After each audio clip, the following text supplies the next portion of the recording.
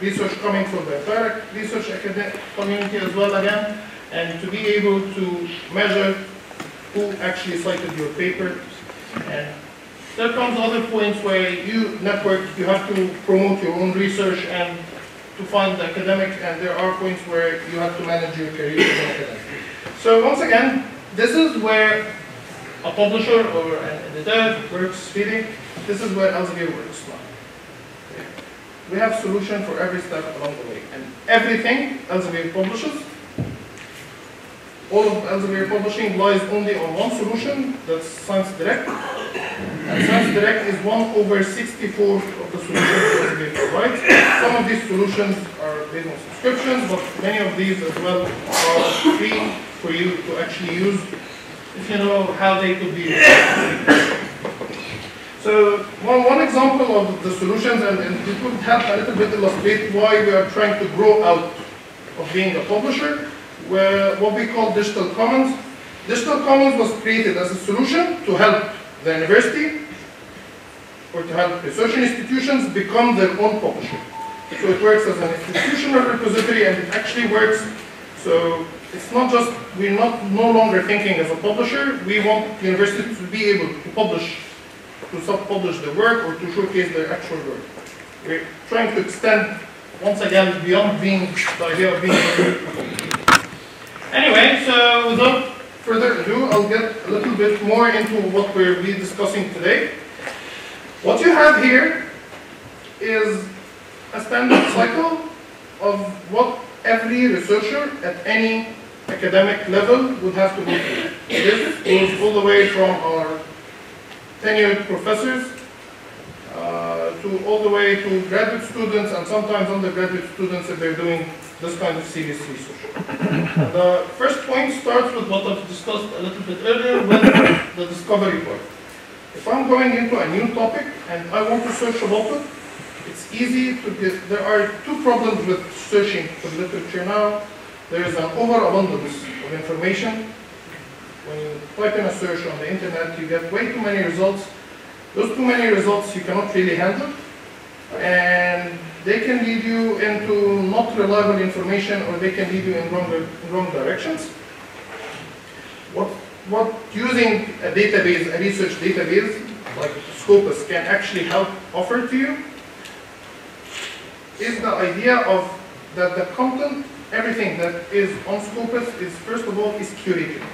Means that nothing gets on the database unless it comes from a verified source that follows quality process following proper scientific and ethical procedure. Okay. So no search result will come up unless it comes from a very reliable scientific source. Okay. Scopus indexes only peer-reviewed journals, only peer-reviewed conferences, and some scientific books, especially in fields that rely heavily on scientific books such as social sciences. Okay. So that's one thing. Another thing is, if you do a search and you get 1 million results, okay, it's good. And that's what a search engine should be capable of doing. But the idea is, and a search engine is more successful if the 1 million results become 1.2 million. Right? But the idea is, how can you use 1 million results, or how can you use 1.2 million results? There are two ways where 1 million results are useful to me. The first of all, I will not be able to read not even 1,000 titles for search results. Nobody does that. If you type in on a search engine, you don't probably you don't click next. That's تنظر للنتائج أوصف. So the idea is, Scopus can help you with the literature discovery on two things. So one thing is, you can actually get insights and statistics on these search results. Which topics and which research directions do they present? And which funding agencies are working in this field? Who are the authors, the key authors working in this field? Which direction should I narrow down my topic to define my research question? That kind of decision-making support by having some insights, by me being able to analyze the search results is what really can help. The other thing is, I should be able to filter down those search results, because if I'm doing a literature review, I'm not going to read 1,000 papers. Probably at most I'll be reading 100 or 120. Some cases it's even less. And sometimes if I'm writing a grant proposal, for example, I really don't have, I just need to know what is the state of the art now. I'm usually working in a topic I work on. I just need to make sure I'm fully up to date with it. And I don't have to exert way too much time to do this. I need to do this very efficiently. Grant proposal writing takes a lot of time, and it has very low conversion rate. Less than 10% of all the grants at best get accepted into research funds. So I need to do this fast, I need to do this quick, I need to find collaborators and all that kind of discovery for the entire research community. Scopus, as will be demonstrated, Scopus has indexed journals and conferences for more than 5,000 publishers. Elsevier will be just one of those 5,000.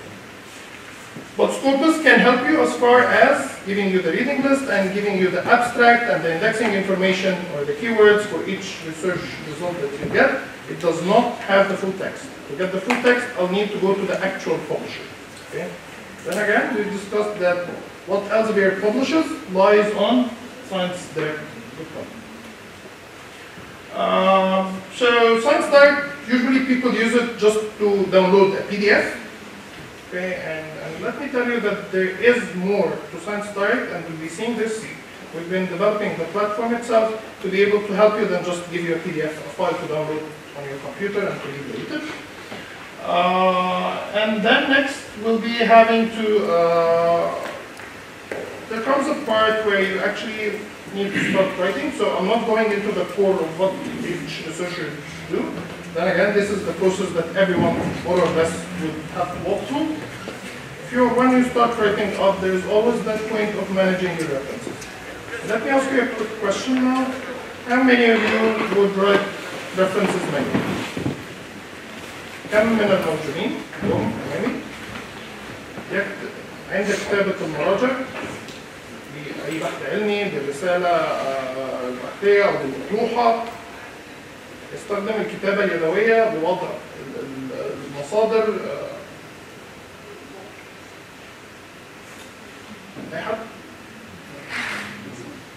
So how many people here actually use reference managers?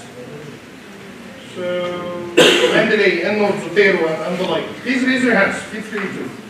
Okay. So not most of the people, and that's very common by the way, and that's not just in Africa. That's in a lot of places in the world.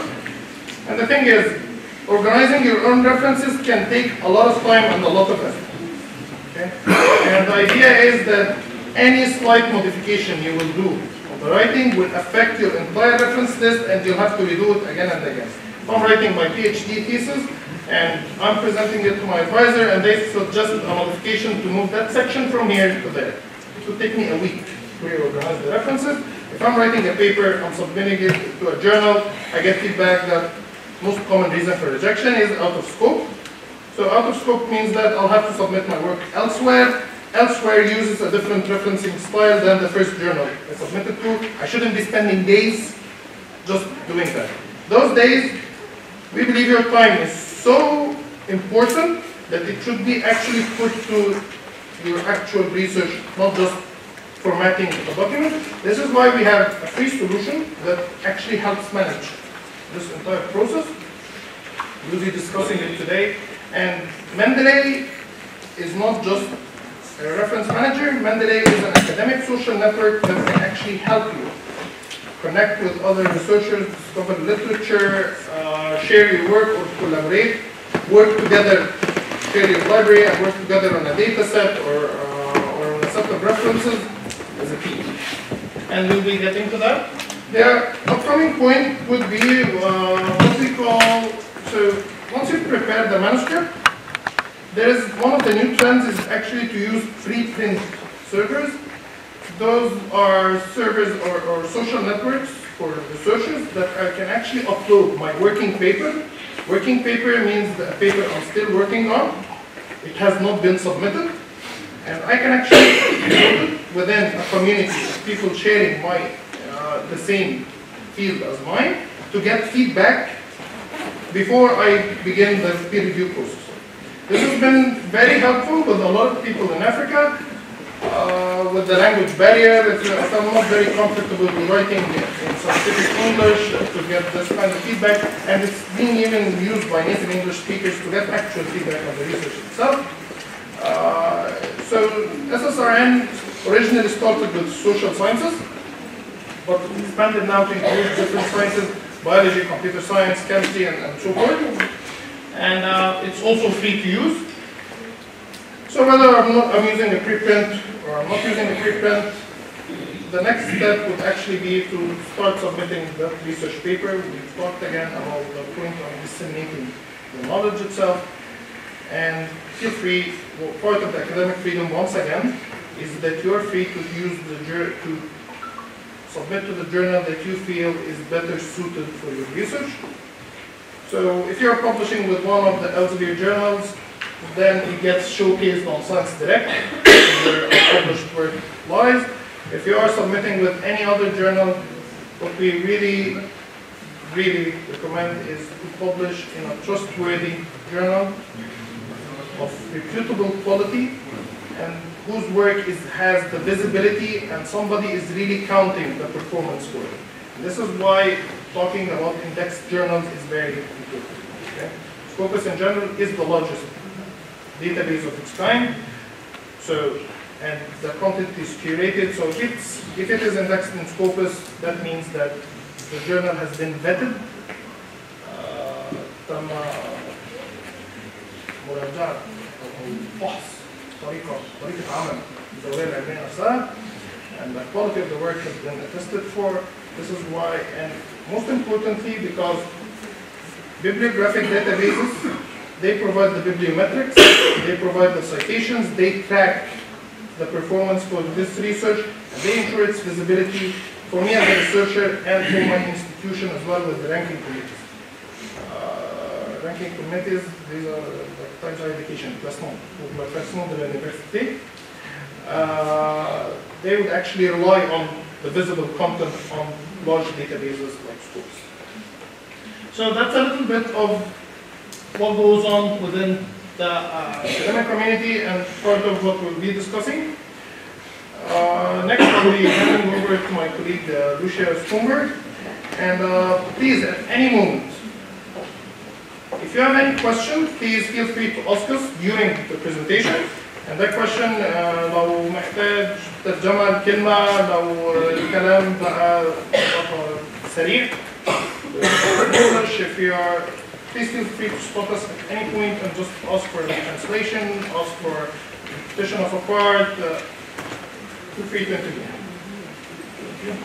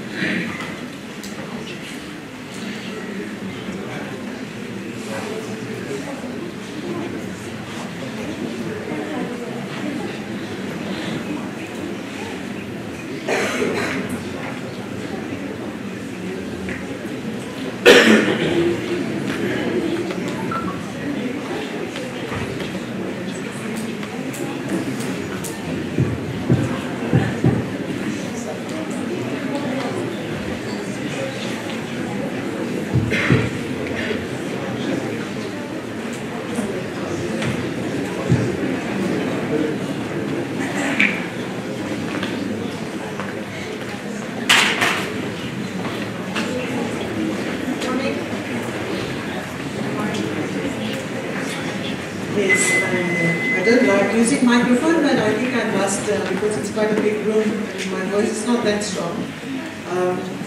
So I wanted to start. I'm going to give you an introduction into Scopus today, but I wanted to start right at the, take it a little bit outward and show you what is the contribution that you as researchers and students, when you're publishing, what is, how does it look like when it's aggregated on an institutional level? So what you see on the screen is all the data that we have in Scopus for the date 2014 to 2018. This is exactly the same data that the ranking organizations are looking at. So the positive part that we see here is definitely that the output of the university is very strong and it is growing by 50% over the past 5 years. And also the number of authors that are contributing to these papers are also increasing by 50%. So there are more faculty, more students that are publishing, which is an excellent thing. If you look at the field-weighted citation impact, so this is taking looking at what is the citations coming from those documents that have been published, and normalizing that for the type of publication and the subject area and the date of publication. And then we know that the baseline, the global baseline, field-weighted citation impact for the world is 1.0. So you are 0.1% above the world average. You can also have data. We have lots of data. I just wanted to give you a little snapshot view to see how you are contributing to the performance of the university. So definitely a very strong focus there on computer science and on engineering. We know that already. So these faculties would be very important in also determining the success of the university. If you look at it from a national perspective, top university absolutely in the country in terms of your output. If you look at the citation impact, it is one of the top ones. But what I will show you now in Scopus as well is how to increase the performance of a university is really to make sure that your publication counts towards these publications. So by using the right affiliation is very important. Where you publish, your choice of journal really also has a big difference because it improves the visibility. If you publish in a journal with a high reputation, it increases the visibility of your research and it increases the citations as well. We also know from research that has been done that international collaboration also plays a very big role in terms of making research more visible and more citable. And so these are important factors to also keep in mind when you are publishing. So I wanted to show you also that in comparison with the rest of the country, you're outperforming in almost all the factors. And the one that I noticed, so if you look at your publications that are amongst the top 10% most cited in the world, you have a higher percentage than the country in general, so it's 8.8%. If you look at publications in top journal percentile, so those are publishing in the top 10% of journals that have the highest reputation, it's 14.7%, also above the national average. But in terms of international collaboration, it is a little bit below the country's average. We see increasingly there's a corporate co-authoring is also important because those are also publications that are very highly cited. So this is also something that we really encourage and recommend. We see low percentages across the world, but more and more this is becoming a focus area of really working with industry, working with corporate, because those kinds of research also have more societal impact and they're read more and they're cited more. So this is just a bit of an encouragement that you are doing extremely well and just to realize that every one of you are contributing to this, what the rest of the world sees about your university. So I want to go now into Scopus. We're going to talk about Scopus and we're going to talk about Sciencedirect. And the reason why we want to do that, you have access to these tools, is to how can you really optimize using the tools that you have access to make yourselves more efficient in your research. It is very well known, it is across the world, that researchers are under tremendous pressure in terms of publishing, in terms of teaching, finding grant money, measuring their impact, building collaborations. This is a lot of work, and the more efficient you are, the more successful you're going to be. So our tools are really optimized to make you more efficient in your work. And so this is why we're going to share with you in the solutions themselves what are the features that can really help you be more efficient. We're going to look at literature searching. I'll go over that because I can see in the audience, I'm sure that you are all very familiar with how to search for literature. I want to focus on those ways that you can make it a little bit easier. We're also going to look at how to find a journal in which to publish and how to distinguish between the reputation of the journals. We'll look at how to measure the impact of our research as well. So we have an author profile. That author profile is very important on different levels. I'll get to that. By making sure all your publications are there, that they link to the university, that you have an ORCID ID, that you correct it, that you understand what your H-index means, where you can find all your citations. Yes, that's basically how the order is of what I'm going to present to you. I want to start off with just Scopus.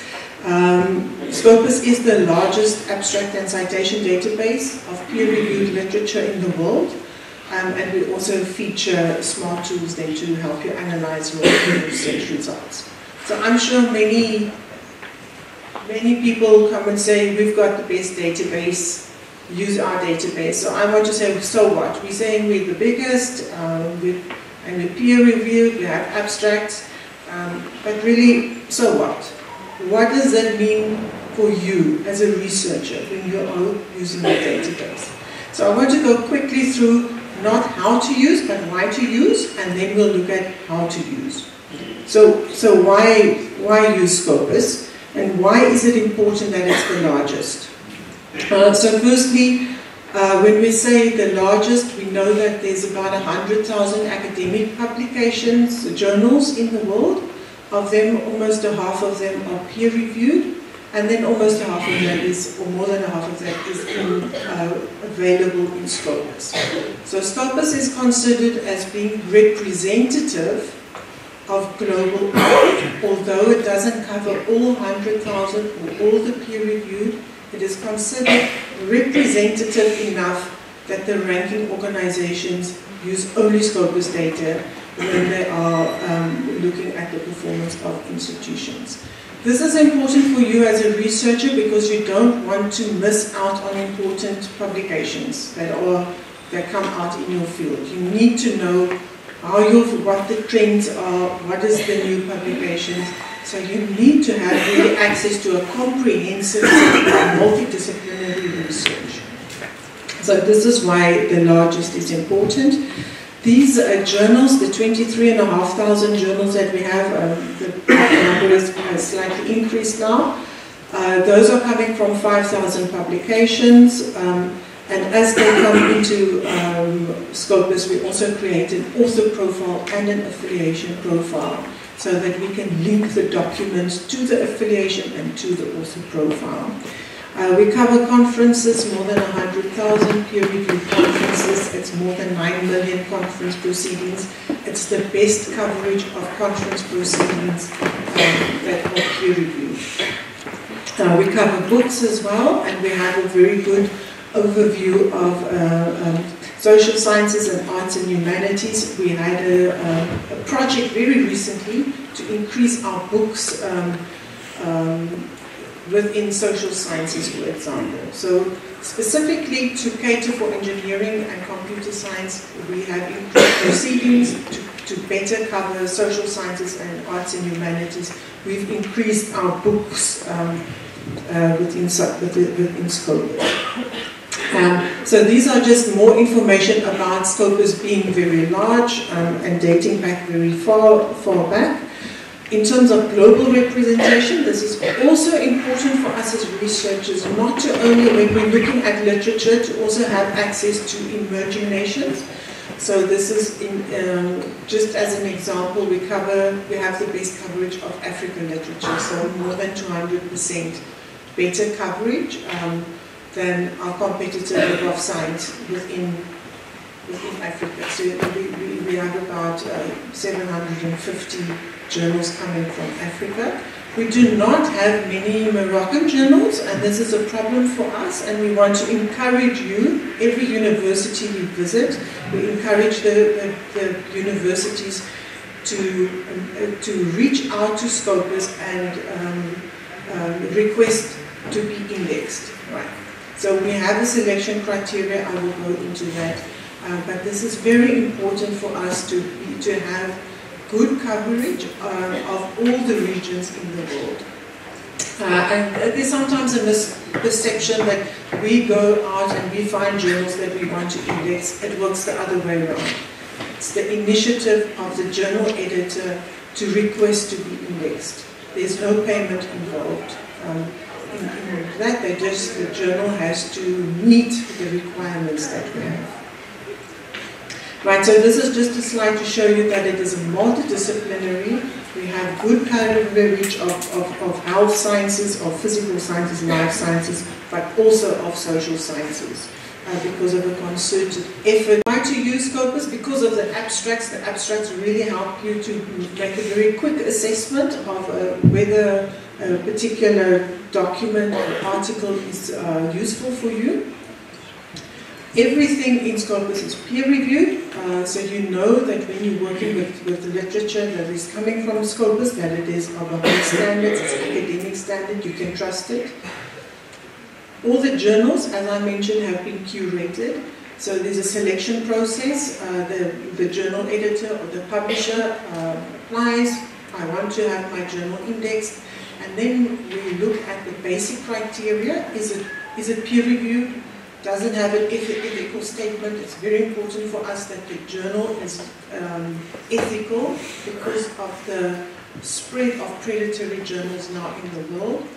We must make sure that every journal is managed in a very ethical manner.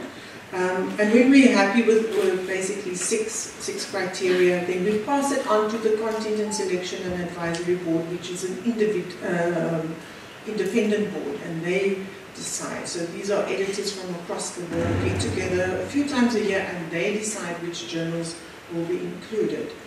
We also now remove journals. So journals, once they've been included in Scopus and they don't meet the criteria after a year or two, they're removed. We call them discontinued titles, and we publish a list of all discontinued titles, and you will find that on the Scopus.com webpage as well. So you know that when you're working with journals that it is sure. This point,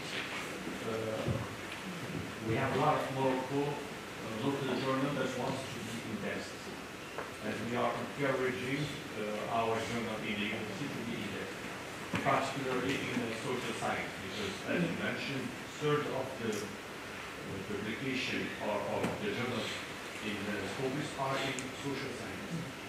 But here, when you write ethics statements, what kind of ethics statements? Because we are considering that some of the journals in Scopus are not of very good quality. Because people can send, for example, paper, and less than a week, they have their paper accepted, which is in scientific community impossible, because you need time to choose the reviewer and make all the process to make sure that the paper is of good quality and innovative. Also, what is the policy of Scopus concerning quality? how do you measure quality of journal? And here there is no mention of plagiarism. If the journal should have plagiarism policy or not. Right. So from about 3 years ago, we had to become a lot more strict in terms of our content selection because of the predatory issues that we saw in the world. So we have subsequently removed more than 500 journals from Scopus because of the quality, and then we introduced more measures to make sure that the quality is up to date. So now we have 3 different processes running in the background of Scopus to make sure that the journals are of a high standard and that they remain at a high standard as well. So one of the, but we still really rely a lot on feedback from our users to let us know whenever they see a journal within Scopus that they think is not of a high standard, to also let us know. The 2 other ways are based on algorithms that can look at when the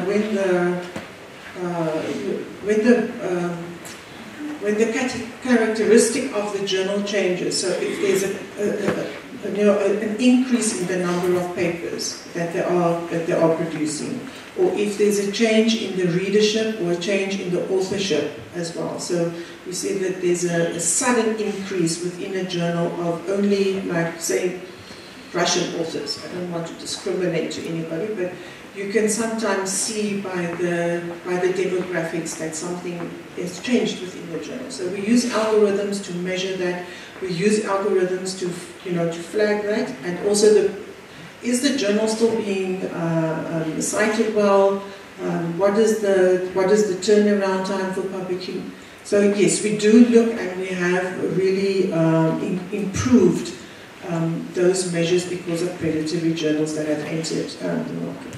Just one, for example, for one journal, we try to see what is the quality of the scientific board.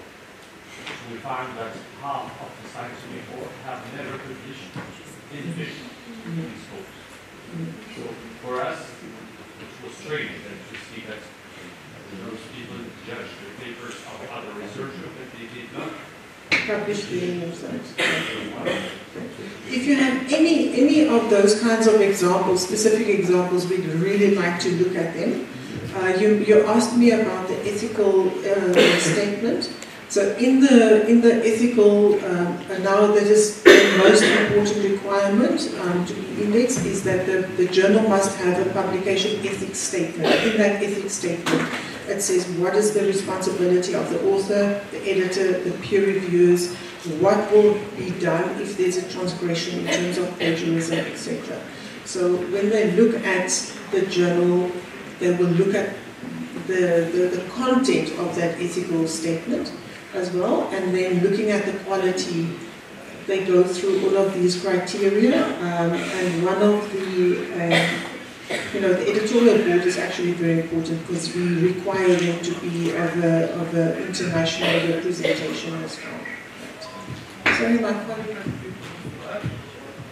So I actually have a few points to add out of cases I've worked on closely. So we've had previous cases. So once a journal has been in order to be indexed, the entire process of how the journal works has to be reviewed.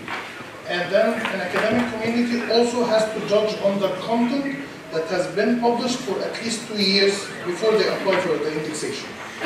That being said, we have seen cases where the journal, once they get the visibility of Scopus, they used to run a journal that receives around maybe 5 or 6 papers monthly, 10 papers monthly, and we see very big shifts in the amount of papers that they actually start receiving once they have been indexed in Scopus. Some editorial boards can accommodate the visibility that they have reached out with Scopus, and we see, unfortunately, there are journals who fail to upgrade their work with the new visibility of the database, and their quality starts to suffer. There are many metrics, as Lucia said, that our algorithms can detect, okay? So there is, so part of the bibliometric data referred to actually the times being used to, the time used in between the submission and the actual publication date. There are some other things also including the, so if a journal used to have more citations before it was indexed and all of a sudden nobody is citing the articles, and that's also characteristic of a predatory journal because nobody cites a journal. If you do not trust the, so if nobody from the community came out to say this journal is doing so and so, we can actually detect it. We can see the articles are no longer being used, and we start investigating. Sometimes, in order to make sure that this journal should be discontinued, it might take time. So you can actually observe that the quality has been falling for till we were able to take the decision, but usually it's not very long. There are other cases where a journal could be having, from the business side, they can sometimes be suffering on the business side, collecting APCs, for example, or covering their own publishing website charges, stuff like that. And the minute the business starts affecting the academic or the academic content or the editing work, this is a red flag where a journal actually starts behaving like a predatory journal looking for money. This is also a red flag that causes a journal to be discontinued, and we're very strict about it. Once a journal has been discontinued from Scopus, they cannot get back into Scopus unless they start working for 2 years before we apply. Okay? And we have to judge the quality of what they have been doing outside Scopus before they can go back as well. Thank you. So please share with us if you have any examples, because this is really important for us, for our reputation, that we do not cover any journals that are not of a high standard. I'm going through why Scopus, why would you use Scopus? The citations are very important. Scopus is one of only 3 indexes. One is not really an index that is used for bibliometric studies and analysis. It's Scopus and Web of Science, and to some degree Google Scholar is also used. So the citations give you not only a way to look at your literature and discern between different articles about which one has been the most endorsed, which is considered a better publication, so it helps you in terms of your reading of the literature. Also helps us to gauge the impact of research. Impact in inverted commas, because impact, this is academic impact, it is not showing societal impact, but it is at least some measure in terms of showing what is the impact of the research. So citations are very important. We also support in terms of analyzing your results, because once you have your literature search, you get your results. So it's very difficult, unless you read all the papers, to really get a trend of what is going on within your field. And especially for masters and doctoral students, to get that very quick overview of what is the trend of publications in my field. So we support in that as well. I've mentioned the author profile. I'm going to come back to the author profile and share with you in a lot more detail, but in Scopus, the author profile is automatically created. There's also, once again, there's an algorithm that is running to look at when a publication comes in, matches it to the author profile, matches it to the affiliation profile. If it cannot make an exact match, it will create another profile for you. If you changed your co-authors, you are now publishing in a slightly different field, it doesn't match your profile exactly, so it will, rather than incorrectly match a document, it will create another author profile. So this is not really a mistake, this is just a two-step process. We match as best as we possibly can, and the rest is for the author to make the correction in terms of the profile. So that profile gives you a lot of information about your competency as a researcher, which you can use in various ways. Metrics, this is really a strong point of Scopus, is that we develop a lot of metrics. We try to provide metrics for research analysis. These kinds of metrics On an author level, like the H index, like your output, like your citations, are used in various manners. We also give impact, or we have measures on the journal level, saying something about the reputation of the journal, and then also individually per article, so that when researchers really need to highlight top work that they've done, we get how many citations, how many downloads, how many social media shares, etc. So metrics are becoming more and more important, as you know. So they can help you to articulate your performance so far. It helps to identify quality journals, enhance your CV, also to help you in a grant proposal, to analyze research partners, etc. So these metrics are really to enable you to navigate the academic landscape. Asking about metrics and research, especially H index, which is research, we will ask this question. How can we reflect this level since it doesn't take into account the impact factor?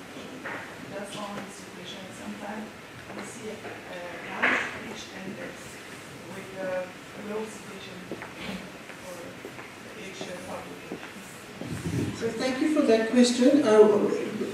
Yes, it's a very good question, and it is a big problem in terms of metrics in general, because no single metric gives you all the information that you need to be able to really make an analysis or a conclusive evaluation of a researcher's work. So we always recommend that you use more than one metric. The H index is a very popular metric. It is used, very widely, but the H index does have a lot of limitations. It's not, for instance, it's not subject normalized, so you can't use it across subject areas. It's not normalized for the career length of the researcher. So obviously a researcher that's in the field for a long time is going to have the advantage. So indeed, the H index, although, the H index was not invented by Elsevier, it is something that we've adopted. We make it available. It's based on our data, but we are not saying it's perfect. Absolutely not. There are lots of limitations to using the H index. So using metrics responsibly is very important. So never use one single metric to try to convey something about the research.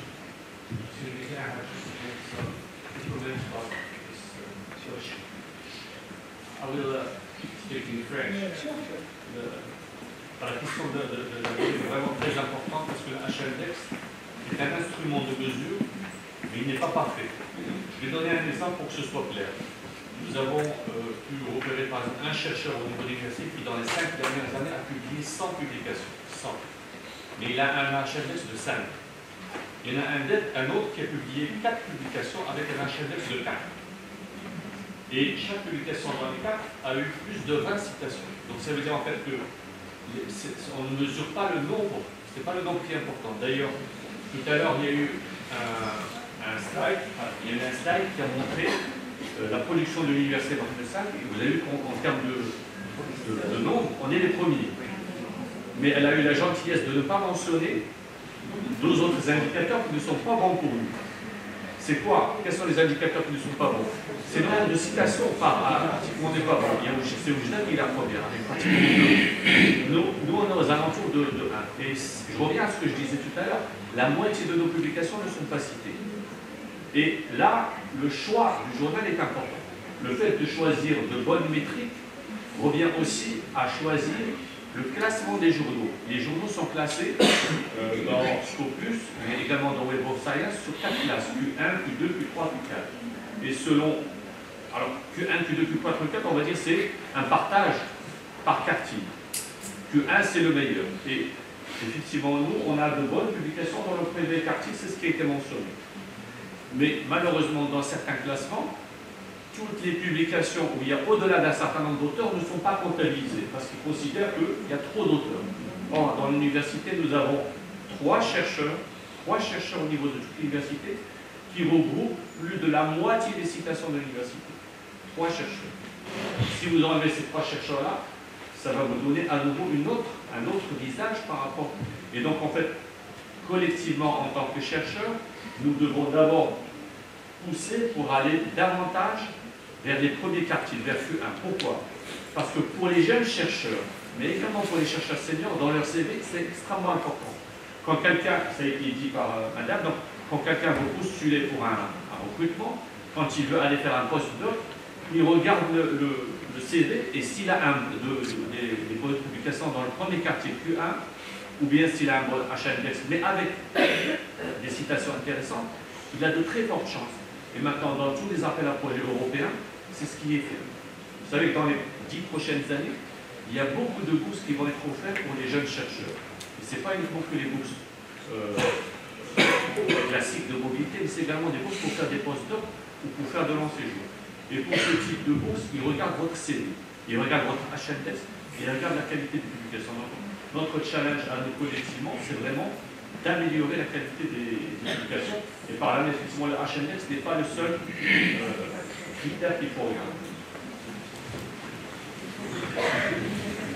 I'm sure I agree with everything you said. Okay. We'll come back to the author profile and we'll look at the metrics that are available there. I want to go on to that was all about why should you be using Scopus. Now let's look at how do you use it. Are all of you using Scopus? I see very high usage statistics. Are you using Scopus already? Okay, so I can go quickly over the literature search. I'll try to just focus on those that is really going to make it easier for you and make your searching more efficient. So one of the things is really to when you access a Scopus is to register as well. This is not the same as the login. You don't need to log in every time, but I'm not actually sure how you access, but you need to register as well so that you can use the personalized functions within Scopus. So when you want to save your search, save your results, and create alerts, those kinds of functionalities, we need to have a little bit of information about yourself, so just an email address and a password that you create yourself. So really encouraging you to register and so that you can use those functionalities as well. So searching for literature, this is the home page as you know, and through the home page it's really optimized for searching, different types of searching, document search, author search, affiliation search, and advanced search. The advanced search is exactly the same as what you see here, and it also guides you through, but you can create longer search strings, for example. So it's not for more advanced topics, it's just another way of searching, basically, that is not taking you through the different steps. So as you can see that there are different lines in which you can add your search terms, and this is what we call the building blocks way of searching. So you have your research question, you identify concepts. For each of the concepts in your research questions, you add synonyms and then you link them together uses Boolean. And the Boolean is then basically done automatically, adding, is it all or and that you want to connect together in your search string. So you can also select which field it is that you want to search in. At the side, on the right-hand side, you will see search tips. Some of the search tips look like this. So most of you will know the inverted commas. When you are looking for a phrase, use the inverted commas, but remember that this is what is called a loose phrase. So it will also turn around the words within that phrase. If you want to use an exact phrase, use the curly brackets. because that will give you then, it will return exact result. It's a very useful way of searching. You can also search with a proximity operator, so you can identify how many words apart should the phrases be that you are looking for. So using W for word, slash, and the number of words apart. It also helps you to be more efficient in terms of finding literature.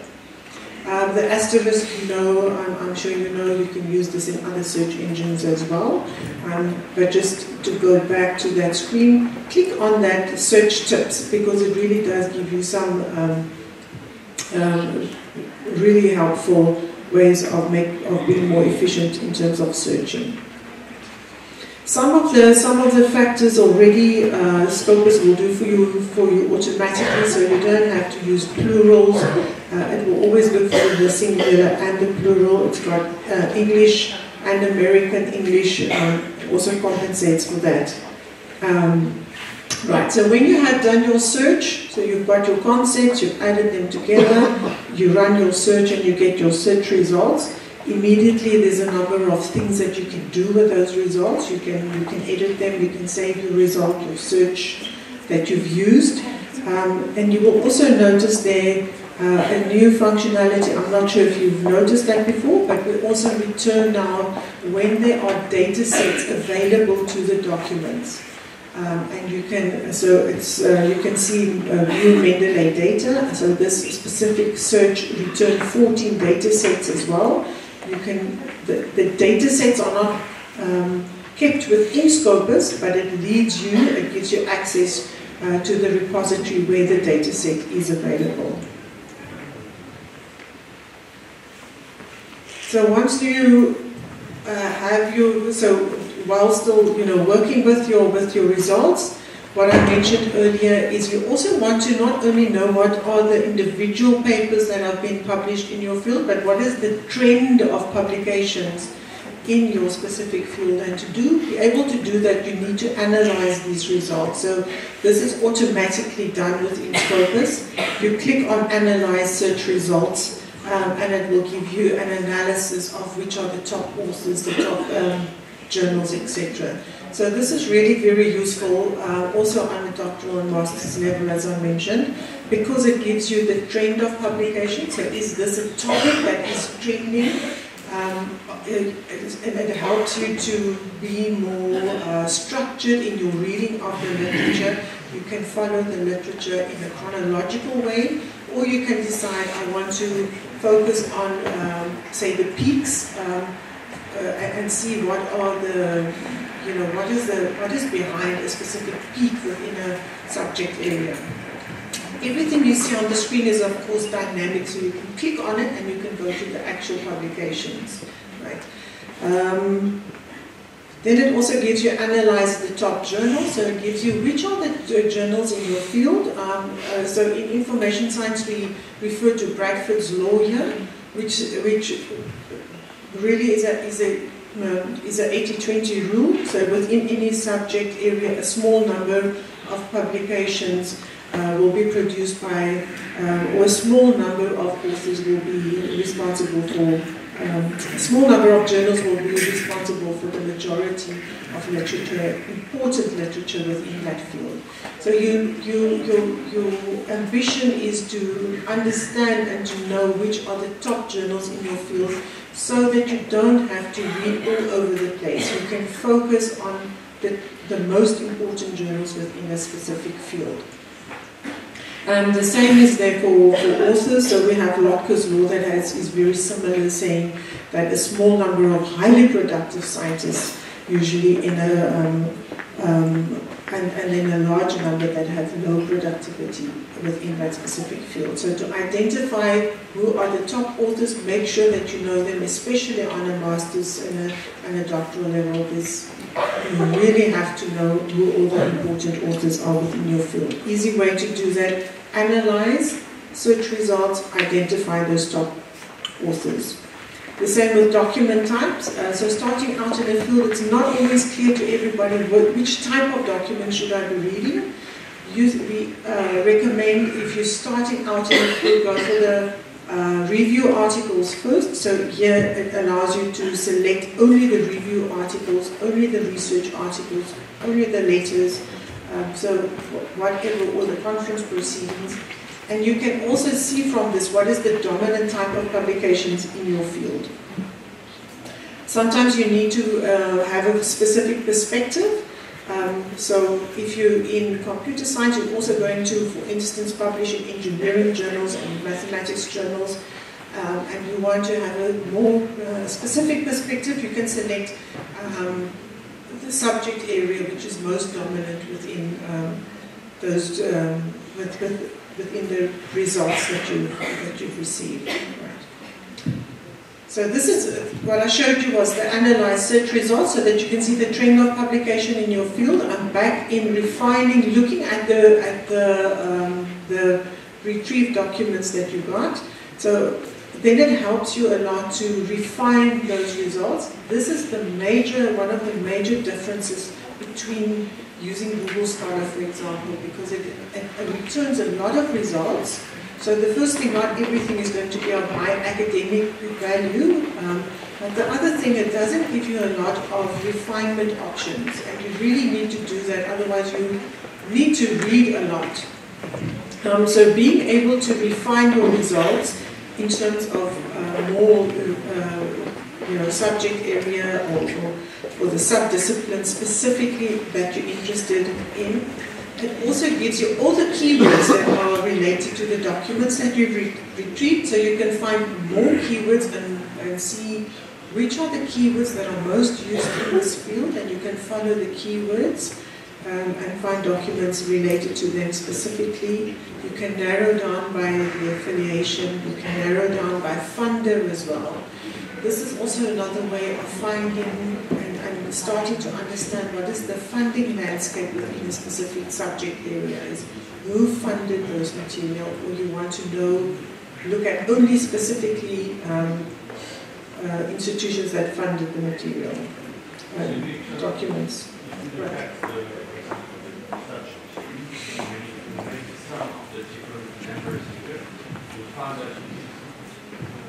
Richer than the number of records you have 320 yes. So you see that for each document, it refers to many fields.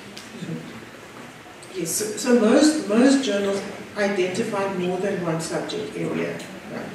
So you'll have a medical journal that will also be related to a dentistry, for example. So most of the journals have more than one subject area, but they have a predominant one. One of the problems that happens when we look at the university, for example, documents, when we look at, for example, the author, we find also author that does not affiliate to the university. So is it possible to have just the author that are affiliated to the university? It is not possible to exclude.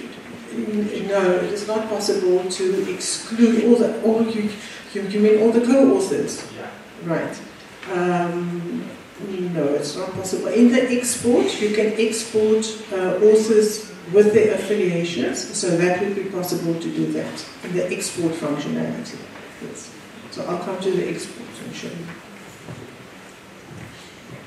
Right, so we also language is also another good way of refining, and the type of document as well. So use these refinement options. These are really value adding in terms of if you compare it to other search engines. Then when you get your results, you can also sort them. So you don't want to, sometimes you want to read the most recent documents within the field, and sometimes you want to go to the most important ones. Say most important by the number of times that they've been cited. So there are various options in terms of sorting your material to make it easier to work with a large number of received documents, retrieved documents. The abstracts that are provided, so for all documents that we have in Scopus, there's an abstract that helps you to make a quick assessment of whether this is really relevant for you. And then you can go to the document details page. On the documents details page, you have all the bibliographic information. If your institution subscribes to this journal, you will have access to the full text. Or if it's an open access journal, you will also have access to the full text. So you can click, there's an option there to go to the full text. It will take you to the publisher's site. And then you have metrics about how this particular document has been used. So how many times has it been cited? How does that compare to the rest of the world? How many times has it been downloaded? How has it been used in social media and in news and in other databases? So we also have included the PlumX suite of metrics to show you on an individual level what was the societal impact and the usage of that particular article.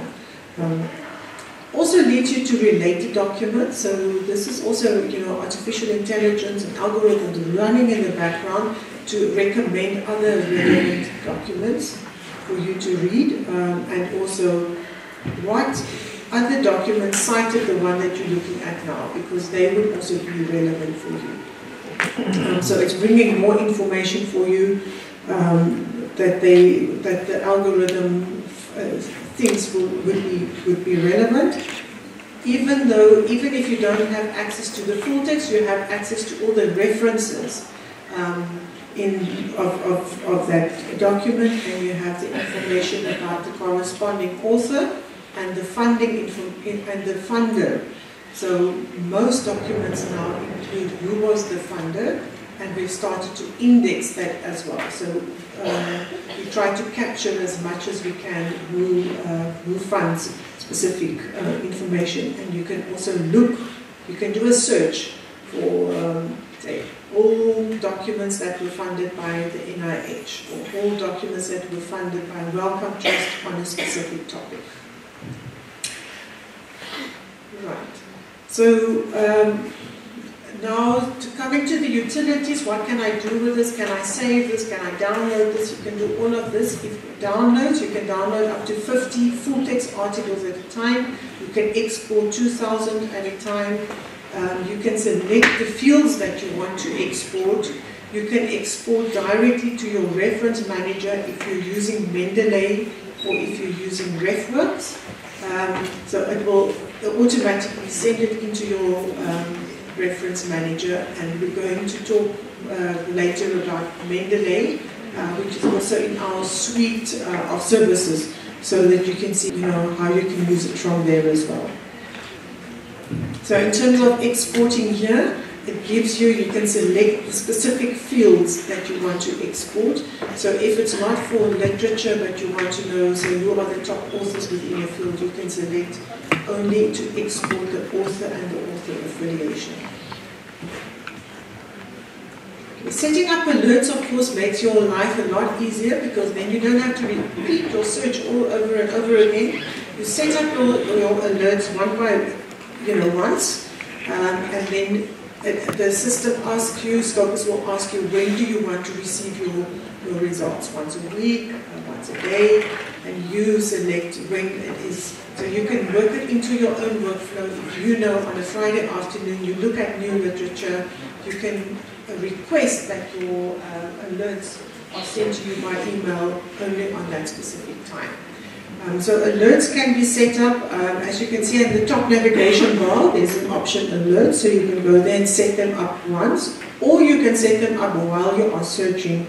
When you are doing your search results, there's an option to save the search, or set up an alert, and it will be done automatically. So you can set an alert for a search, like repeat this search every week. I want to see the new documents. Set up an alert for a particular author citations, or for when a specific document has been cited. So different types of alerts. I mentioned earlier that international collaboration, all collaboration is important, but international collaboration is very important. And using Scopus to do that is really easy, because you do your search as well, you refine. So say you're going to a conference or you're going to another university, You want to find somebody in that institution that you might consider to collaborate with. Do your search, analyze your search results to see who are the authors in that field, refine them to see only the particular institution or the particular country, and navigate to finding who would be somebody that you can collaborate with. So this is one way, and once you have found your collaborator, you would want to know more about that researcher, so you would have to look at, go to that author profile, look at what information is available about the author that you are wanting to collaborate with. This is also relevant for yourself. So this is the author profile that is created automatically by Scopus, which gives you information about what is your output. So it gives you all your publications. It gives you a complete citation overview. So publication by publication, how many times was it cited, by whom was it cited. It keeps information about your name, so the different name variants that you use, it will keep record of that. So if you use one initial, two initials, your full name, it will do that. And it keeps track also of the different affiliations that you have used.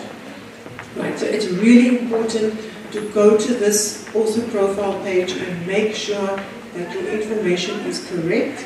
You can see there's an option, edit author profile. It's going to ask you also for what is your preferred name for us to use within Scopus. You can identify that. And you can search for other documents that might not be added to your profile. If you can't correct your profile, if there's a problem, you can use the help option, or you can contact myself, or we will give you our email addresses at the end, and you can also contact us. We will be very happy to help you with that as well. Do you know about ORCID? Are you using ORCID? So ORCID is an international unique identifier for authors. I always think about it as books have an ISBN, journals have an ISSN, and now authors have an ORCID. So it's a number, it's a numerical value that is used to identify you, because using the alphabet, lots of names, there's a lot of names that are similar, and it is sometimes difficult for systems to distinguish between names. So ORCID is a non-profit organization. They've been supported by most publishers in the world, and many publishers even require now that you have an ORCID when you submit a manuscript for publication. It's not always required, but it is increasingly done so. In Scopus, you will see there's an option there to connect to ORCID. This will take you to the ORCID site where you register for your unique ID. It will give you your numerical number, and then you can transfer all your publications into ORCID, because ORCID has also the functionality to also be like an author profile for you. Can transfer, and then your ORCID will also then appear in Scopus. And every time a publication comes into Scopus which has your ORCID, there will be no difficulty at all to match your document to your profile automatically and correctly. Okay, so we really recommend you go to ORCID. This is an international trend. Many nations actually require all their researchers to have an ORCID, and they do national evaluation on their researchers based on that ORCID number. Right, so you can also see it gives you information about your publication trend and your citation trend, and it provides you with automatically created H-index using Scopus data. So the H-index is not the same for every index that you use. If you look at the Web of Science, you're going to have a different H-index because it's only counting the publications it can find in Web of Science. If you look in Google Scholar, it's also going to be different. So it's based on the Scopus documents and the Scopus citations, this specific H index. If you click on the button next to the H index, it's going to show you also how your H index is created. So the H index of 14 means that 14 publications have been cited at least 14 times. It's quite easy to, if you have a full record of your publications and citations, it's a very simple calculation.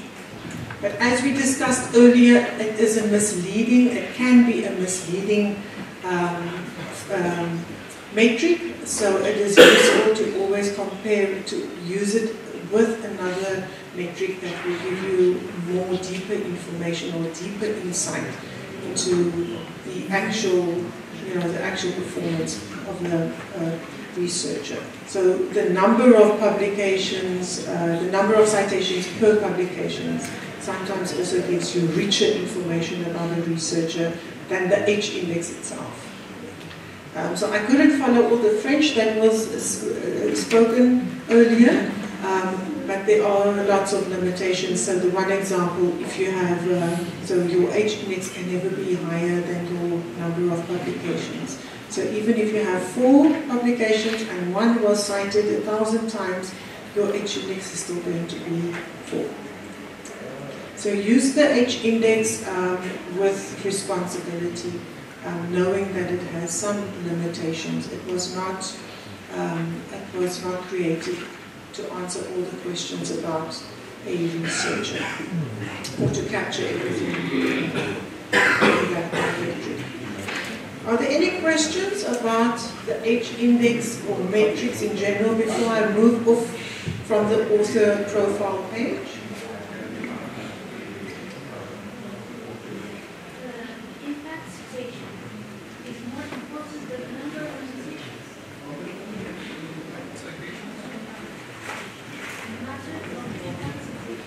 Impact factor.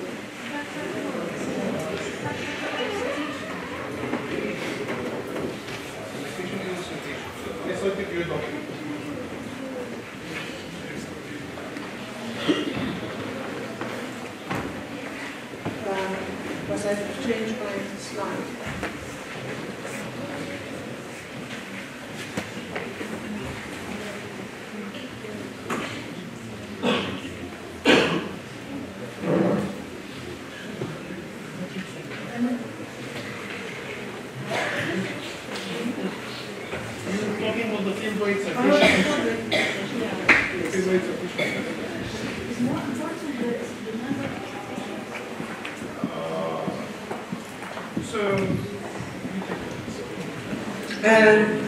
Yes, it depends. It really depends on how you're going to use that. So we have the field-weighted citation impact in Scopus on a document level. So it's going to tell you something about that particular document. So compared to other similar documents in the same field, the same type of document that was published in the same time. It allows you to normalize across all those factors and then give you the weight of your citation. But that the field-weighted citation impact that you get from Scopus is per document. Right? So you can compare. Say you have in a department you have a few researchers, and you can see which one has the top article. Yes.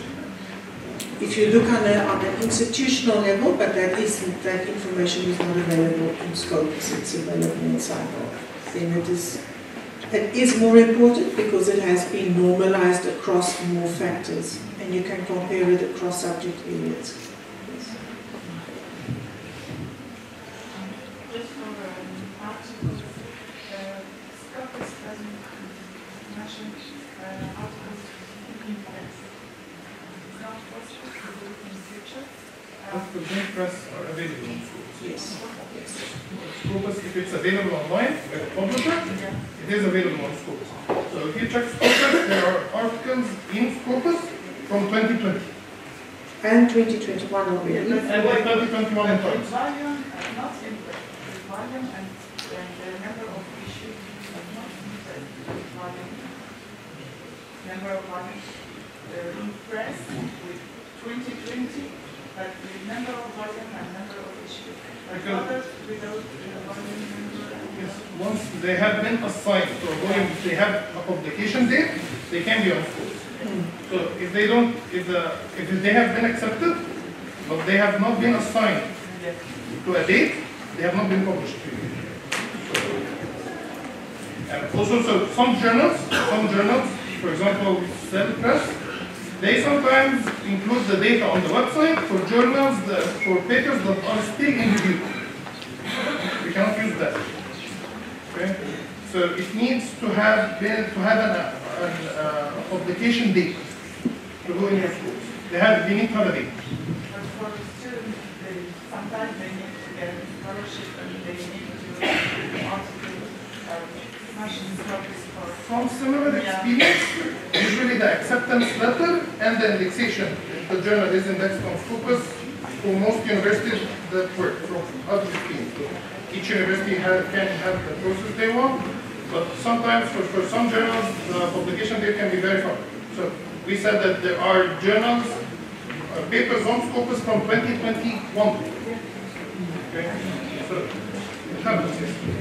I think at the moment there's more than 9,000 articles in Scopus that are articles in press. It depends on the publisher, actually. It doesn't depend on Scopus. So we have arrangements, partnerships with publishers. If the publisher makes available the article beforehand, then we can do that. So it's very much determined by the publisher. But we do have what we have. You know, when it's available, we do have it. And usually the database for Scopus, it takes a few days actually from the publisher to be updated with the Scopus database. Very close.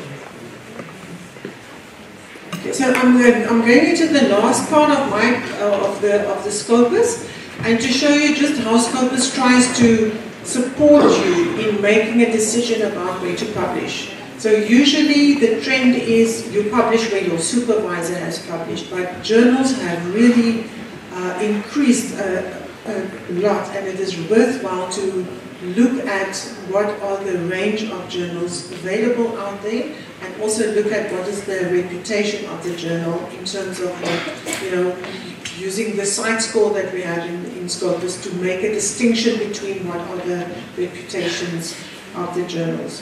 So we try to support researchers in different ways in how to identify journals. This is not an easy task. This is not a recipe that we can give you and say, you do 1, 2, 3, and there you have your journal in which you have to publish. But at least there are ways in making it easier to understand what is the range of journals that are available.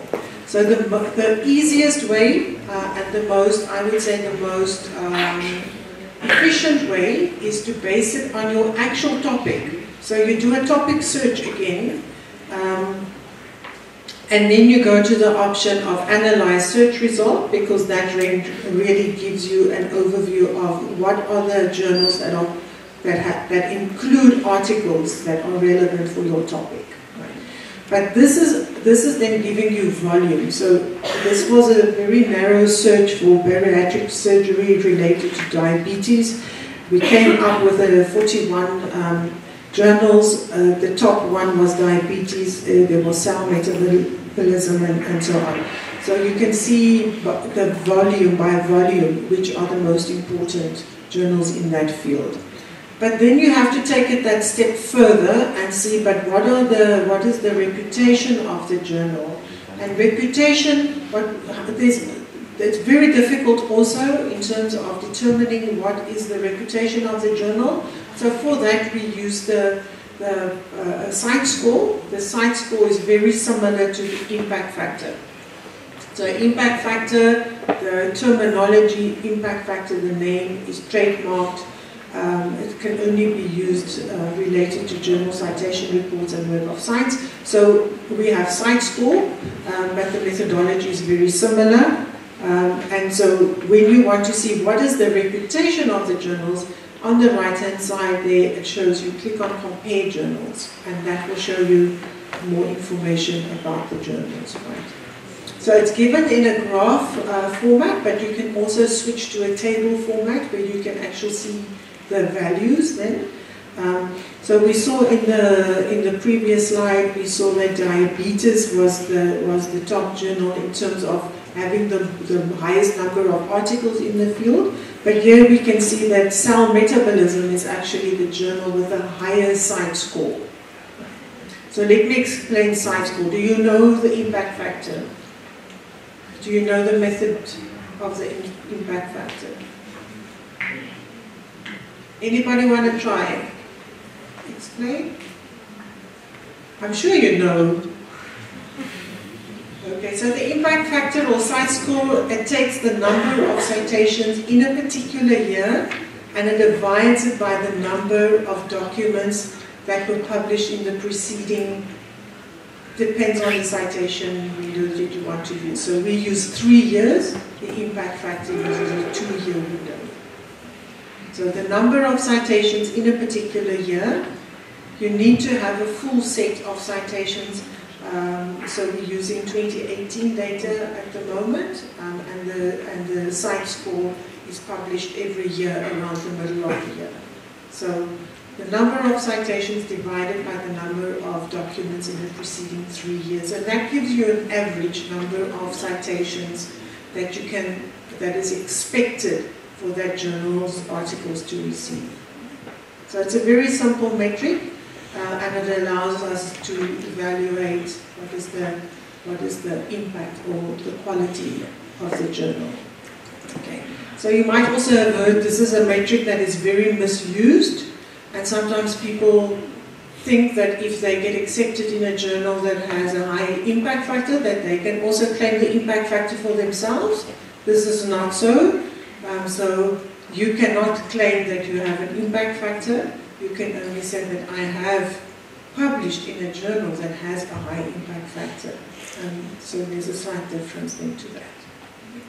So, but it is very useful because there are so many journals. Within any particular field, there are many, many journals, and it helps you to distinguish between the quality of the different journals. And that is the main function of the impact factor.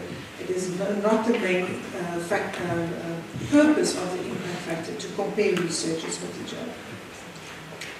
So that is one way that we help researchers to distinguish between journals. The other way is to search for journals by subject area, and this is also on a subdiscipline level. So in health, you would also be able to search under infectious diseases, come up with a list of journals that are linked to that subject area. So the sources, you go directly to sources, which is a list of all the journals that we have in Scopus. You click on that list, you click on search for by subject, and you will get a list of journals related to that subject. And then it is provided to you in this format. So it will list the journal, give you the site score. It is ranked by the site score of the journal. So you will see the top journal in the subject field first. It will give you the percentile of the journal, and then also the number, the actual data, the values that are related to that. So how many citations, how many documents. Importantly also how many articles in a journal has been cited, so the percentage of cited articles within that journal. So when you go lower down in the ranks, we're looking at top journals now. If you go lower and you come across a journal with a very low percentage of cited, you know the chances that your manuscript is going to be cited is also very low. So this is all guiding information for you to be able to establish what is the quality. Every journal in Scopus has a journal profile page. As soon as it reaches a certain threshold, has more than 40 issues, it gets a journal page. And on that journal page, you see information about what is the coverage in Scopus, because when we notice that a journal's quality has declined, we remove it. And we ask the editor to shape things up, and then it will be included again. So look at it's very important, look at the date of coverage. we will clearly indicate if the journal has been discontinued. Sometimes it's discontinued because of ethical reasons, and then it's also published in a separate list. And then we give the methodology of the site score, so that we try to be as transparent as possible, and so that users, when they're using the site score, that they know what they're actually looking at. That's the average number of citations for articles in that journal.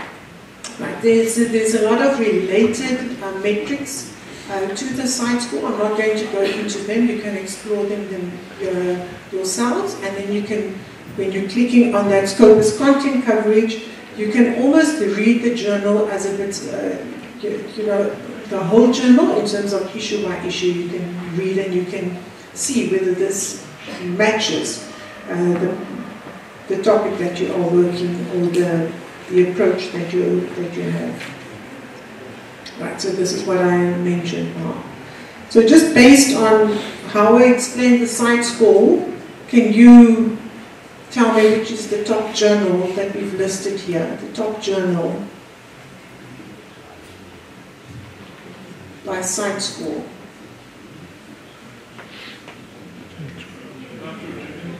Who here says Nature Genetics? Please raise your hands.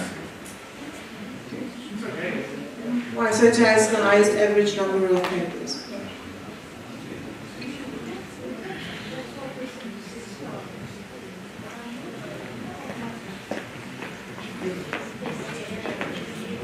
Yes. So yes, we have a comment here. So I haven't touched upon that, but this is a very important, and I wanted to illustrate you that when you're working with a site score, and when you're working with impact factor as well, that it is, you can only use it within your subject area. So because every subject area has a different citation culture. Biomedical sciences, you get more citations than you get in arts and literature. So the answer to this question is, each of these journals are the top within their fields. So a journal that is in arts and humanities might easily have a site score of 2.5 or 3, and it will still be a very good journal. So don't compare, when you're using the site score, don't compare it across subject areas. We have other metrics for that are normalized, that are used on an institutional level when a ranking body or the institution wants to know overall in our university, what is the quality of the journals that we are publishing in. They would use what we have, the source normalized impact per paper. Oh, sorry, I'm going the wrong way. So you will see on the journal page, we have the source normalized impact per paper, which divides the number of citations by the expected number of citations for that field. We also use the Schemago journal rank, which uses the page rank methodology to determine what is the average number of citations. So when you're using the site score, remember it's only relevant for your subject area.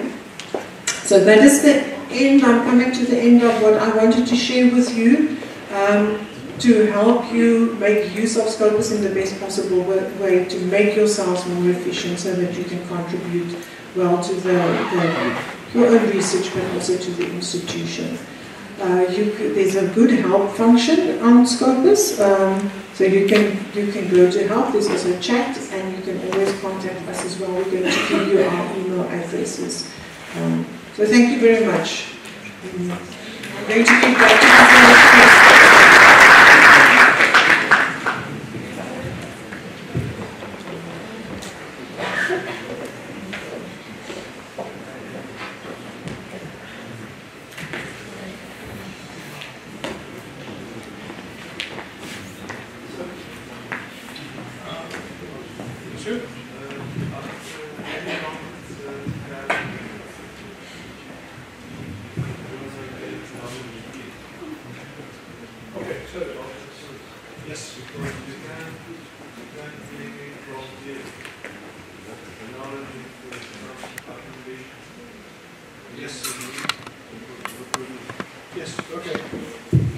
This is a very good question. So he's actually asking about the open access, And I wanted to leave that part till the end, but let's discuss it now. So in general, when you are publishing, there are two ways how publishing works. They first invented publishing in England in 1674. The model worked like this. You submit, an author would submit their article to the journal editor, then go the review process, accepted manuscript goes to the publisher. Back then it used to be print, and then to read that research, to read the journal, a reader would have to either buy it or have a subscription for it. Okay? كانت عادة التكلفة في عملية النشر سواء كانت طباعة أو نشر إلكتروني بتتغطى من اشتراكات الجامعات أو مكتبات الجامعات أو اشتراكات على مستوى أكبر زي ما مجموعة من الجامعات زي ما موجود عندنا في المغرب. So, in general, the cost usually came from the reader's side. With the move to electronic publishing, there are still costs related to the publishing process, and everybody has to go through that, whether you are a corporate or whether you are not for profit. Like, you know, scientific societies, okay, ACS, IEEE, ASME, IME, and so forth. Or even the learned societies still have costs related to publishing, including electronic publishing as well as print publishing. In general, in the last 20 years, there has been a shift to a new model, towards what we call open access. The idea of open access is to make the knowledge available for everyone, with or without a subscription to use. And there are many ways we can achieve the idea of having the knowledge available for everyone. And usually, so the first thing, what is called the gold open access. Gold open access means that the author or the author's institution or his funding institution would actually cover the publication cost for the publisher, and the publisher would be responsible for making it free and available for everyone else. Okay? In this case, I would have to pay an APC, and if I pay the APC as a researcher from my grant money or from my institution or by my funding agency, the publisher would have to commit to making that article available to everyone, and also I can retain the copyrights on a CC license, a Creative Commons license, for the article itself. So that's the gold open access model. In general, how Elsevier works with this, most of Elsevier journals are hybrid. That means that they accept subscription. If you want to go with the subscription, it's okay. If you want to go with the gold open access, it's also okay. You make the choice of what your priorities really are. In Europe, everybody does. And they're pushing very hard towards gold open access models. Okay? In China, in the US, still the subscription model is preferred. And this is why we want to help researchers in Europe, researchers in the US, China, and everywhere else.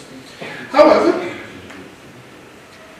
there are some problems where there are many research communities, they have a problem with the APCs, not enough fund, and I still want to make my research available for everyone. Okay? So there are other open access options that are available other than the gold open access option. One of those is called the green open access model. So the green open access model works like this. I submitted my paper under a subscription model, so I didn't pay anything. Okay? And I will retain the right to self-publish my manuscript after an embargo period. That embargo period, for most, in general, most of the fields it's 12 months. For faster fields it's shorter. Okay? And it depends on journal by journal case, but 12 months is a very common number. After those 12 months, that same paper, the accepted manuscript, I can publish it freely on my institution website. I can put it on my Mendeley, on my ResearchGate, I can LinkedIn, whatever way you want to publish it, it's available and you can share, you're sharing the actual site. So the things missing would be how it looks in print at the publisher website, but the same content you can share it freely after the embargo period. That being said, there are other policies as well to realize open access. Some journals, so all Elsevier journals are committed to the green open access. No exceptions. Other other important policy that some of Elsevier journals adopt is called the Open Archive Policy. And you'll find it in the biomedical and the computer sciences field.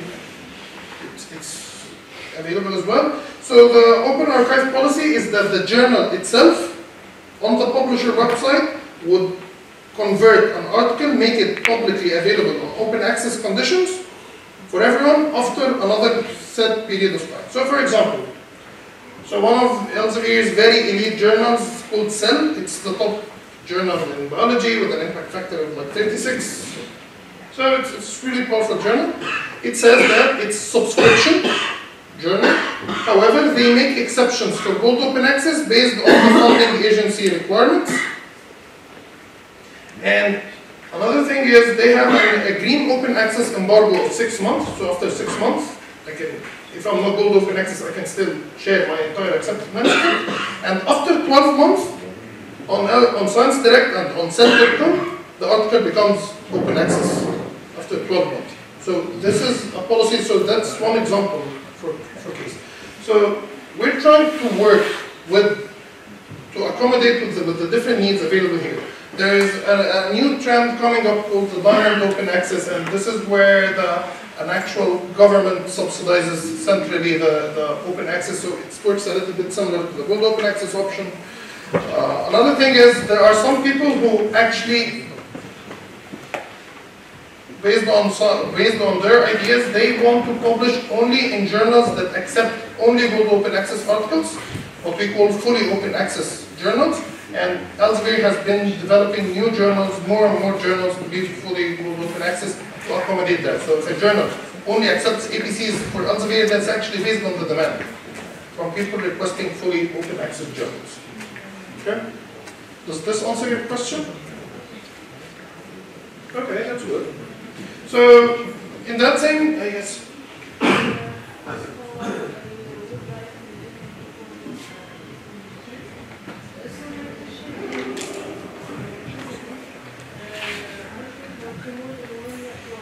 No.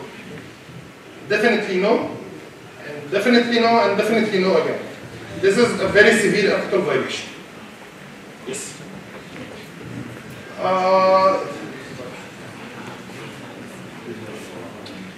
There is a very remote exception. I can tell it to you in the end.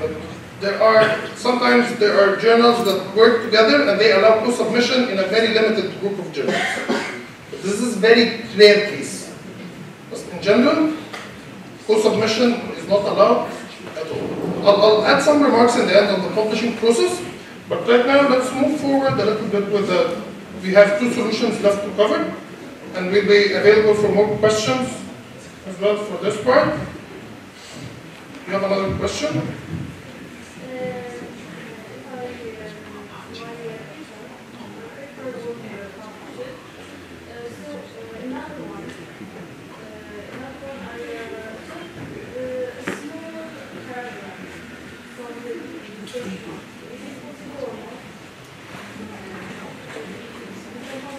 If you're using, you cannot recycle your entire work, it's definitely no.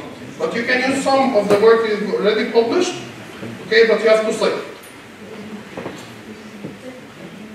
Okay, so I'm going to be doing, so if you have any questions regarding Scopus, please ask them now. If you have any question regarding journals or publishing, I'll be covering them because so this is a little bit of an overview of Sciencedirect.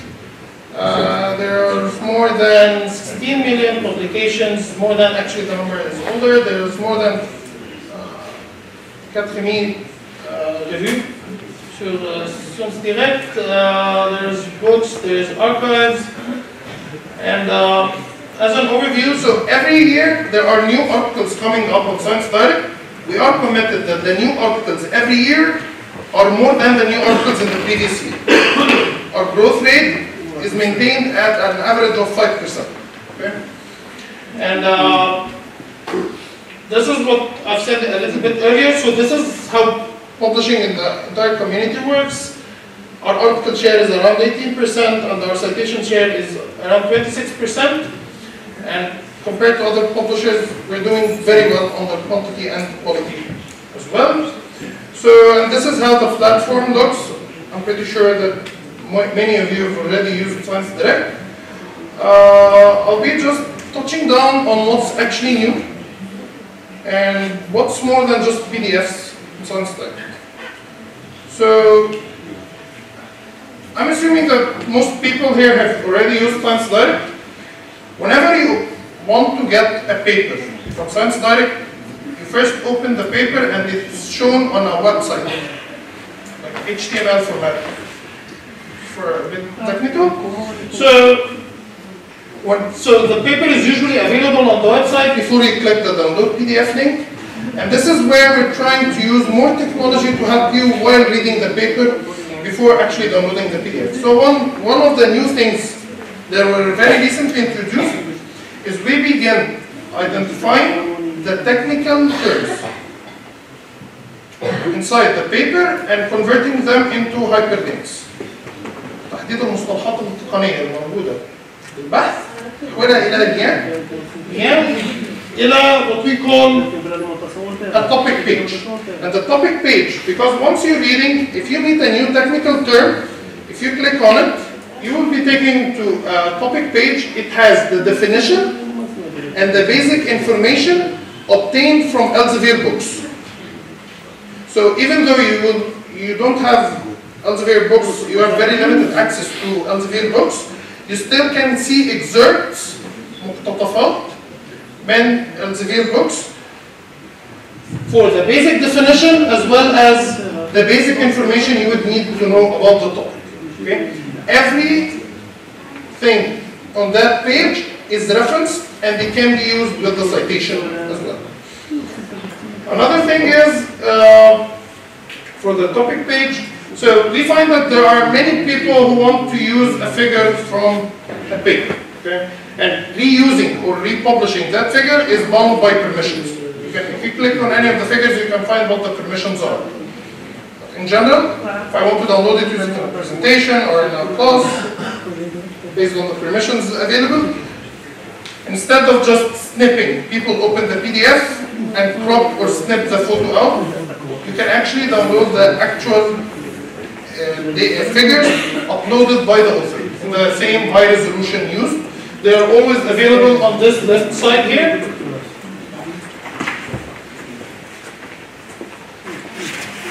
So here you'll find them available. The different sections of the paper are listed here. So usually when I read a paper, people look at the abstract, and what's the first thing you usually go to? The results. Okay, and then we begin reading the entire paper. So you can actually jump between the sections faster. And another thing, not just the figures that are available, in a lot of cases, and this is a very strong push towards it, to publish the research data along with the article. So if the author has published, some journals make it mandatory, other journals actually prefer to have your research data. If the research data has been linked, the link for the repository used, whether you can use a personal repository like Mendeley data, or an institutional one like Scopus, or a Mendeley data for institution, whatever the link, you can find the actual data available as well. And we've been working on visualizing, capturing some of the data. This is the new project we are currently working on, to capture the data in the paper itself and visualize it. Okay? So, for example, a lot of journals now, more and more journals, prefer that the authors submit videos instead of figures. Once you have clicked on the download PDF, that video will become a static image. You're losing some of the data that were available. And we're trying to use the different images and the different multimedia to build an enhanced experience. So one of the projects currently under progress is to have a virtual microscope that combines all the microscopic images and all the videos that were used in a paper, for example. Or in case of mathematics, to combine to create an interactive plot based on the plots available on the paper, to combine any geographic data and combine them on a Google map, or give a different 3D model. Yet still, a lot of people would rather, okay, so even if I'm using the online version or I'm checking the videos, is available on the article, it will depend on the journal itself. If you need to go to the PDF, there is an enhanced built-in PDF reader. And enhanced means that we're adding more features to accommodate researchers. So part of the features that are available on the, if you click on any, so it would look just like the PDF version. If you click on any of the references, they will show up on the right-hand side. And if it comes from another publisher, you will see the abstract from Scopus. If it comes from Elsevier, you can actually see the entire paper on this right-hand pane. And there is always the link to go and check the paper itself on the publisher website. So while you're reading, you can actually go back and forward more easy with going to the reference and back. You can also add your comments, any notes, take any notes, and then add the entire PDF with the comments and notes to your Mendeley. And we'll be talking about Mendeley next. One of the other new features that we're really proud of is the personal recommender on Sciencedirect. You know Netflix, you know Spotify, YouTube. So what they do is they employ artificial intelligence to establish a pattern for your usage and compare it with similar patterns of people having similar behavior and try to predict what you should actually and recommend new things to read. So sometimes on Netflix, for example, you find a suggestion for a movie you would have never thought of, okay? And you find that movie good at times. This is the kind of technology we're trying to adopt as well for researchers. So, and for it to work well, you will need to have an account on Sciencedirect. The account is free, anyone can have an account, even if you're using Sciencedirect from home. Just need an email and a password. And it will start establishing your reading pattern, it will record your reading history, and it will start suggesting articles. My own experience using Sciencedirect for this, I was suggested articles really I would have never looked for, and they were very interesting to my actual research back then. So that's another feature, and we've been trying to capitulate on the time being saved by the article recommender. Every successful recommendation means that you saved the time for searching for that article. Those can be seconds or minutes. And if we establish a standard time, so a little bit of an industrial analysis, so you can establish a standard time and you can check an average, aggregate the time being saved by an entire university or an entire country. So, and it's usually for universities, it's in the order of hundreds of working days. For a country, so I don't have the exact statistics, they're not really released yet for Moroccan universities, but this is from a neighboring country, they saved 3,000 working days using Sciencedirect. Personal recommended, just that feature. Okay. So that's a little bit into it, and I'll be going forward a little bit with a practical demo on both Sciencedirect and Mendeley together.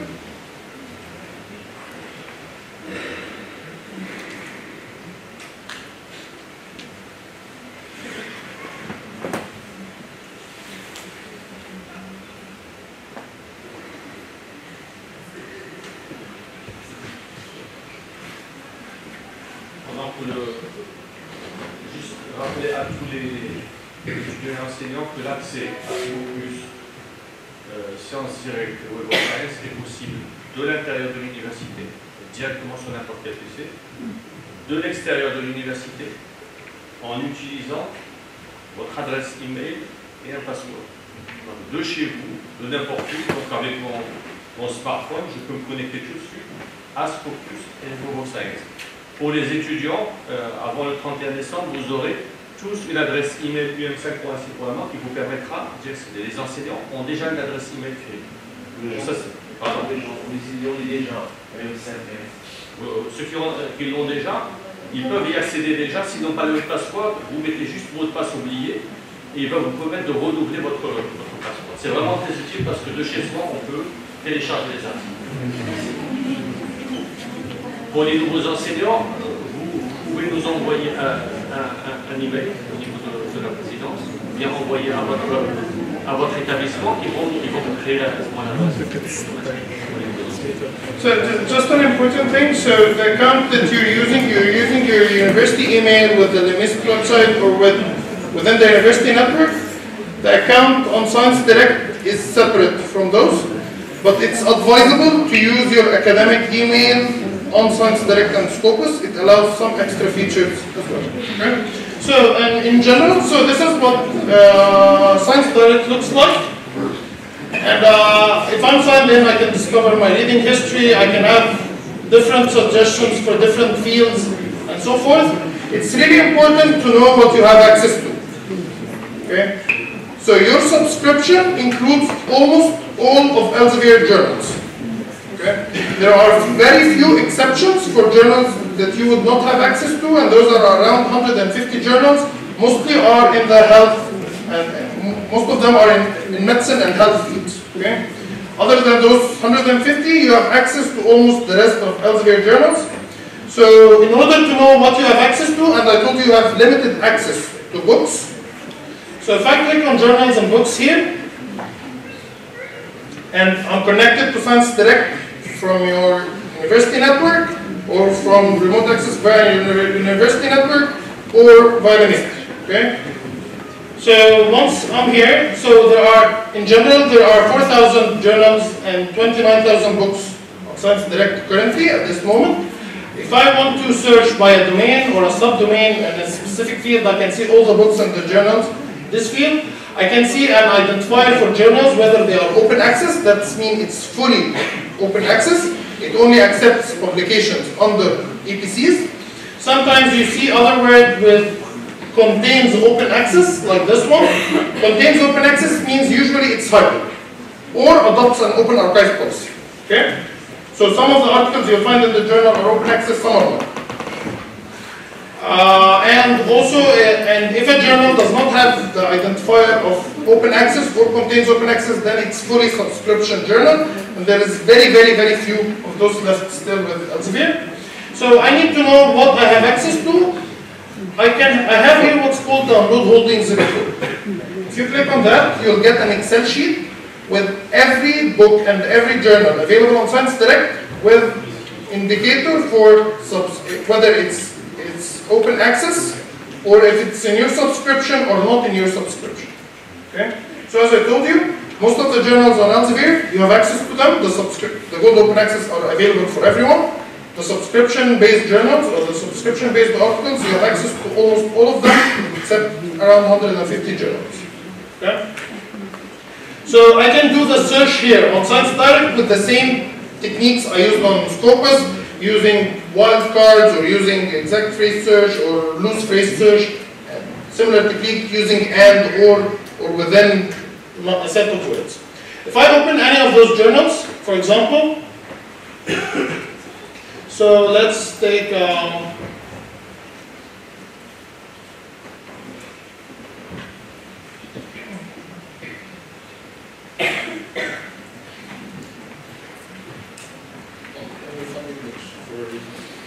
anyway, I'll go back. So let's check any of the articles. So this is in physical sciences, solid waste something. Actually comes from, I didn't intend it for it to be an Egyptian journal. Anyway, so this is one of the journals, the Egyptian Journal of Petroleum, and you'll find here that what I've been talking about. So the figures are in high resolution. It can be obtained here. The tables can be detected. I can see the recommended articles here, the articles that have cited this article, and this is obtained from Scopus, as well as the article metrics here. If I click on any of those technical terms in a link, so for example, I'll click on this one, I'll be taken to a topic page. It has the definition, it has the basic information obtained from different books, and sometimes those books contain images as well. I can download the, my internet is not the fastest, but here is an image. Sorry about that, but it should load at some time. Anyway, I can download this entire summary. I can download it as a PDF. Here, if I am signed in, I just need to sign in to Sciencedirect. Okay? And in case you have access, it happens that you have access to that book, you can actually go read the full chapter itself. Okay? So that's one thing about the Sciencedirect topic pages. Another thing would be if I can jump freely here between the different parts. If I click on download PDF, I can actually download the full issue, so I'll be downloading PDFs for the entire issues for a journal, or I can download this article. It will open in the enhanced PDF I've been talking about.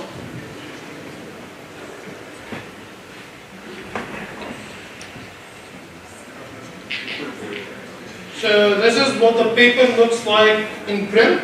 So no more topic pages.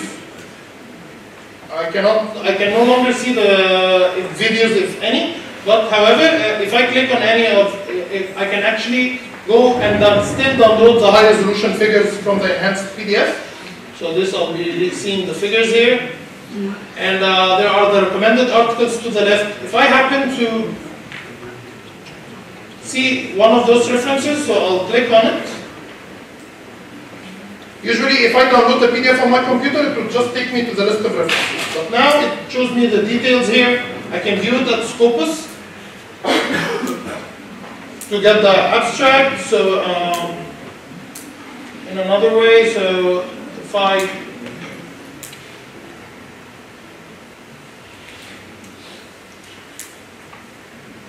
go over, if I click on any of the references, I'll be taken directly to the publisher website. Sorry, I'm having internet connection issues. Anyway, the publisher is trying to reach out to Wiley's website as well. One last thing, so now that I downloaded the PDF, the cited articles are pop up. I can download all 6 articles or can check which one of them I like. If I'm doing a search in general about any topic on Sciencedirect, and let's run a quick search. So for example, I'll be typing in big data.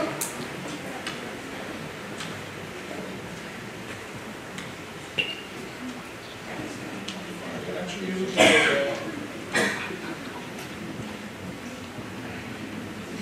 I'm looking at the wrong field, in the keywords field.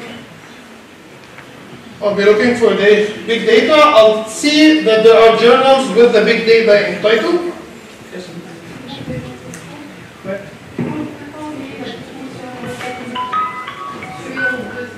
Wait. Okay, so you can actually go, so the topic pages, you can look for the topic page itself directly, without going to the paper first. If you go over to Sciencedirect.com,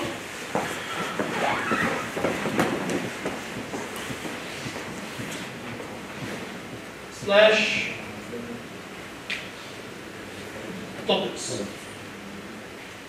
Sciencedirect.com/topics should take you to the topic pages all at once. So I can either browse or I can type in any technical term and I'll be able to see it. So for example, so this is, if I click on this, so this is the topic page directly. So I can use it to reach it directly. Did I get your question right or did I misinterpret? Yeah.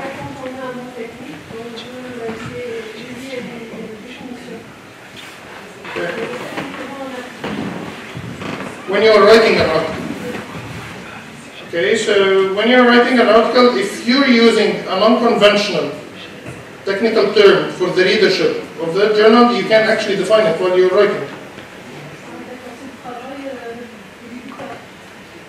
Yeah, the publisher, the editor and the publisher would accept that you're using definition. In fact, if you're using acronyms, it's preferable always to expand the acronym as well. You can actually include, you can define a term while you're writing the paper. I hope that answers. Okay. So in general, if I look at any, I can actually download multiple articles at once from the search results with a limitation of 100 search results per day. Or I can go to a journal like this one, Big Data Research.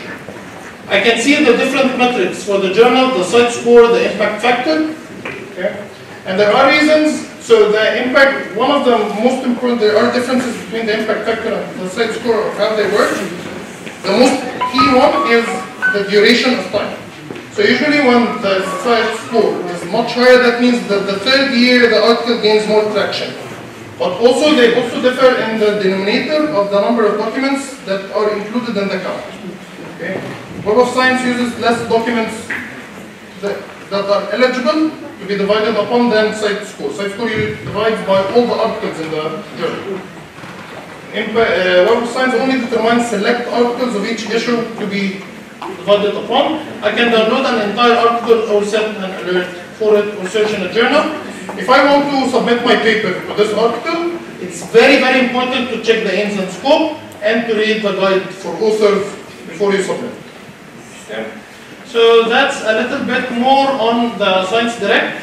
I'll be moving now to Mendeley because we're running almost out of time. So this is Mendeley's website.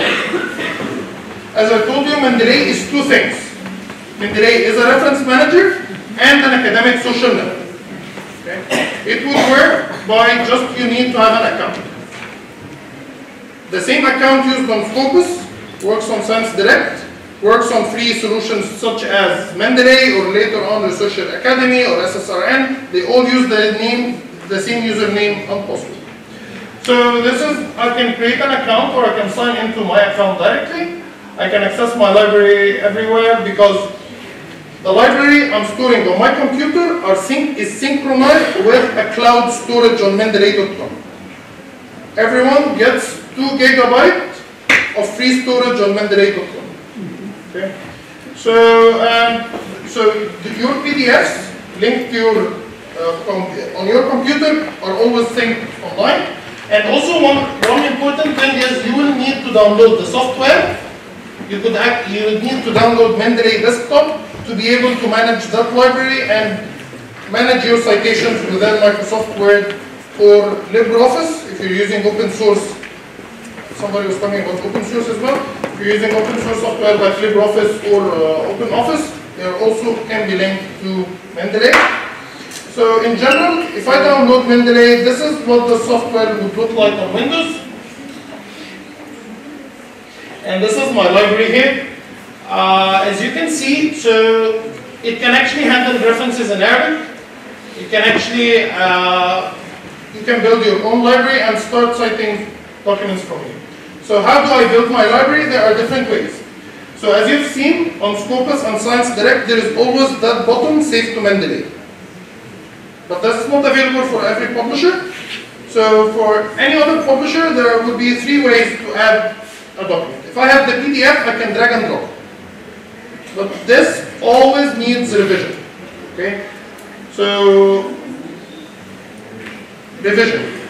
Okay? So you need to check what was read. Because, and I'm going to say it in a technical term, the way the PDF is prepared with the metadata, sometimes editors and publishers make mistakes. Okay? Sometimes the metadata is not full. I have cases here for some references with faulty metadata. So for any of those references, I can click here and I can edit anything I would want to edit as well. Okay? That's one way. Another way would be to use the web importer. So if you check the downloads available from Mendeley, one of the downloads, so this is the Mendeley desktop. There is one called the web importer and one called the citation plugin. The web importer works to fetch papers, information from papers available on websites. So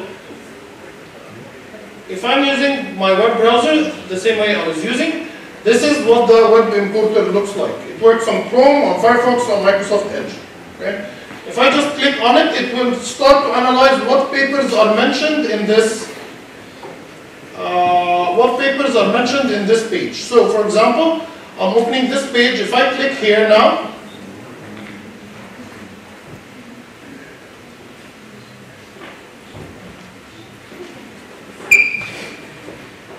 no matter what the publisher is, you can be at any page as long as it contains bibliographic data. Web importer would be able to fetch and add it to your library on the cloud storage, which synchronizes with your local storage or with the software you're using as well. Another thing is you can actually download the RIS file and use the RIS file, import it into Mendeley. If you have a library already with another reference manager, Zotero, EndNote, or others, you can actually import them in XML or RIS or Zotero format into Mendeley, and you can actually export your library from Mendeley to any other reference manager if you need to. And you can see here, it detects all the papers on this website, and I can click on which papers I need. Important thing to note is if I'm opening a paper in HTML format, I'll see the paper and I'll see the references for the paper. The Mendeley web plugin will detect the references as well as the main paper and the recommended articles. So it will detect everything on the web page. You will select which ones should go. And now it's increasing its functionality to fetch the PDF as well. So these are different ways I can build my own library. So how does it work with Microsoft Word? In order to make sure it's working with Microsoft Word or any other tool, I'll have to click on Tools and make sure I have installed MS Word plugin. So Tools, install MS Word plugin, and the MS Word plugin looks something like this.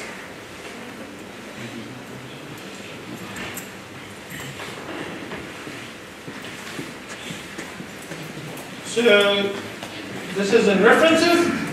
This is the Mendeley plugin for Microsoft Word. If I'm typing anything, no, and I'll need to insert the citation. There are multiple ways I can insert the citation. I'll have a very light snippet, and that really makes it lighter than other reference managers. If I remember anything, title, author, anything about I can actually search for it. So I remember, for example, that there was, yes, that was the guy. I need to cite this paper. If I need to make another citation, I can as well. So, and I can use Control and click for multiple citations. And if I click on OK, it actually lists the citation in the citation style I've detected. If I have a citation in mind but I don't fully remember it, I can go to Mendeley. I'll be pulling the application from within Microsoft Word. So Mendeley now opens in citation mode, so I get those extra buttons, cite or cancel. I can select the documents I want to cite. So this one, this one, this one. You see here, this is an example for a reference with faulty metadata. Okay? And I'll click on cite, and the citations are inserted now. To add the bibliography with a click. Okay?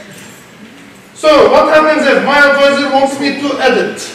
So I'll need to bring this up. I'll just click here and just click and refresh. Everything is fixed. Okay? I need to remove a citation, add a citation, and so forth. If I need to change the style, I'll just change it easily. I'll change it to American, to APA. And now it's on APA instead of Nature. So what kind of styles are available? So these are some of the styles. You can click on more styles to show me what styles I have installed on my computer and if they are updated. So for example, APA and Chicago, they update every while. If I'm looking for a style that's not here, so for example, I'm looking for, I can do a search. So I was doing a search in the last session for the American Society of Mechanical Engineers. I can install its citation style if needed. And there are some times where there is a very rare citation style that's not there, or a customized citation style. So in one of the sessions, one PhD student asked me, my advisor wants me to use a style that is like Vancouver. So there is a style called Vancouver. So instead of bracket and number 1, it should be a superscript. And I didn't know what style she's talking about. So there is a solution available on Mendeley.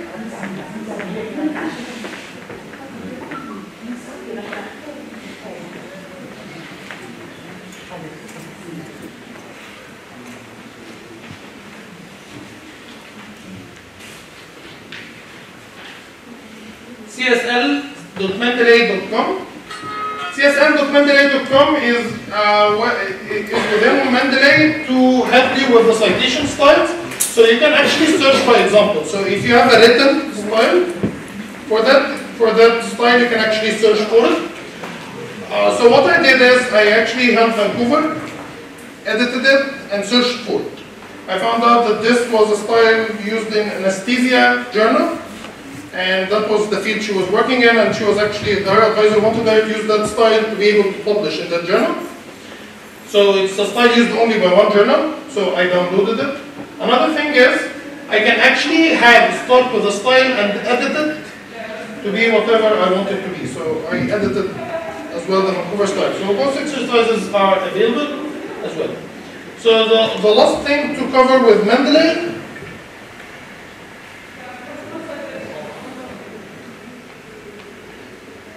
So I said that Mendeley is two parts. Part of it is the reference manager. Another part is the social network. And for the Mendeley social network, I'll just need to sign in or create an account if I haven't.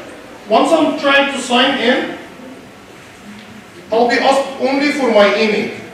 And Elsevier will look for that email if there is any existing account used on any Elsevier solution with that email. So here I can I'll type in my personal email, for example.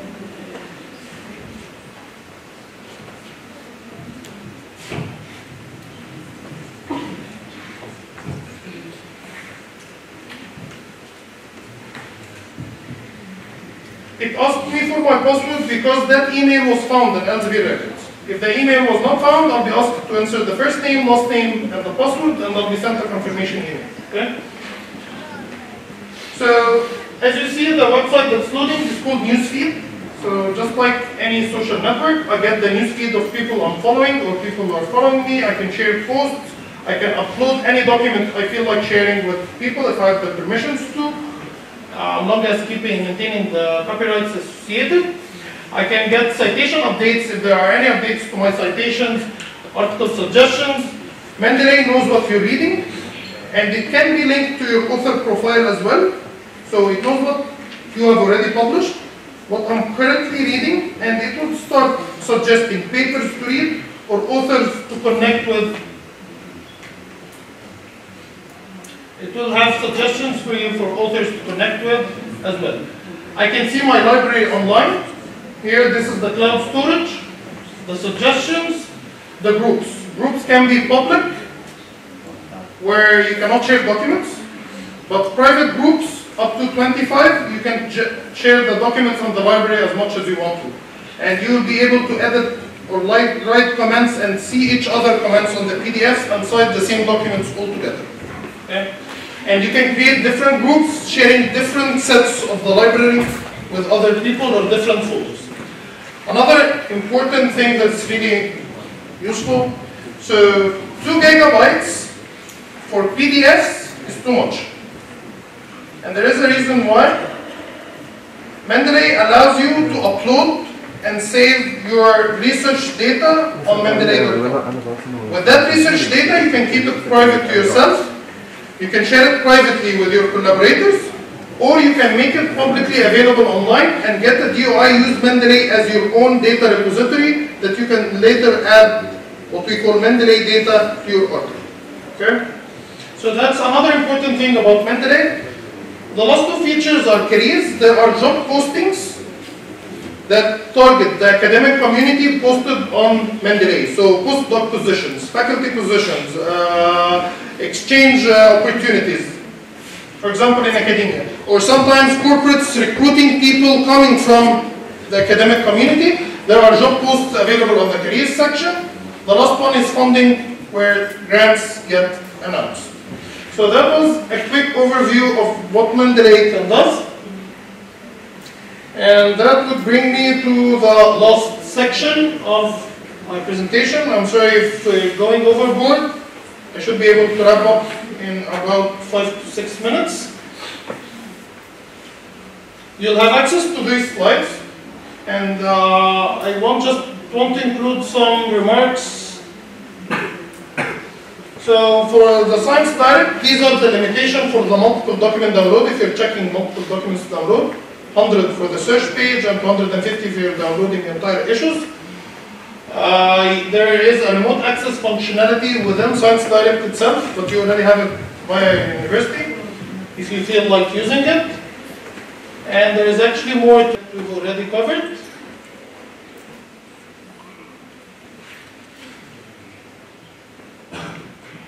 So final remarks, and that's a slide I'm going to use in French.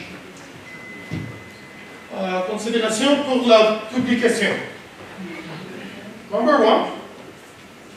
En analysant votre champ, trouvez les hot topics. Okay? It's very important. Le volume du document d'année en année. When you're looking for documents on Scopus, you get the number of documents in every year. Make sure that you're looking very well and you're noticing the trend for that specific search you're doing. That's one thing. And also another thing, le type de communication ou publication. There are full articles, but they are always in English anyway, on Scopus. Full articles, letters or rapid communication, short communication, case reports. So a full article can be like 20 pages or more. Short article or a letter is no longer than 6 for some cases. Important, if you're doing a very fast literature review, look for review papers. Okay? So review papers are not offering something new. They are papers written by experts in the field. They are requested by the editors to summarize what has been realized in that topic at the time of writing of the paper. So that paper should summarize what has been done. If I'm doing a very fast literature review and I want to be as comprehensive as possible in as less time as possible, I'd look for the most recent review papers and the original papers in the last year or the upcoming year. This should be a good starting point for a strategy as well. Selon les revues pertinentes par rapport au lectorat, le domaine, it's very important that editors take decisions with the reader in mind, not the author in mind. They look at the paper and they will think how a reader will react to this paper. Okay? And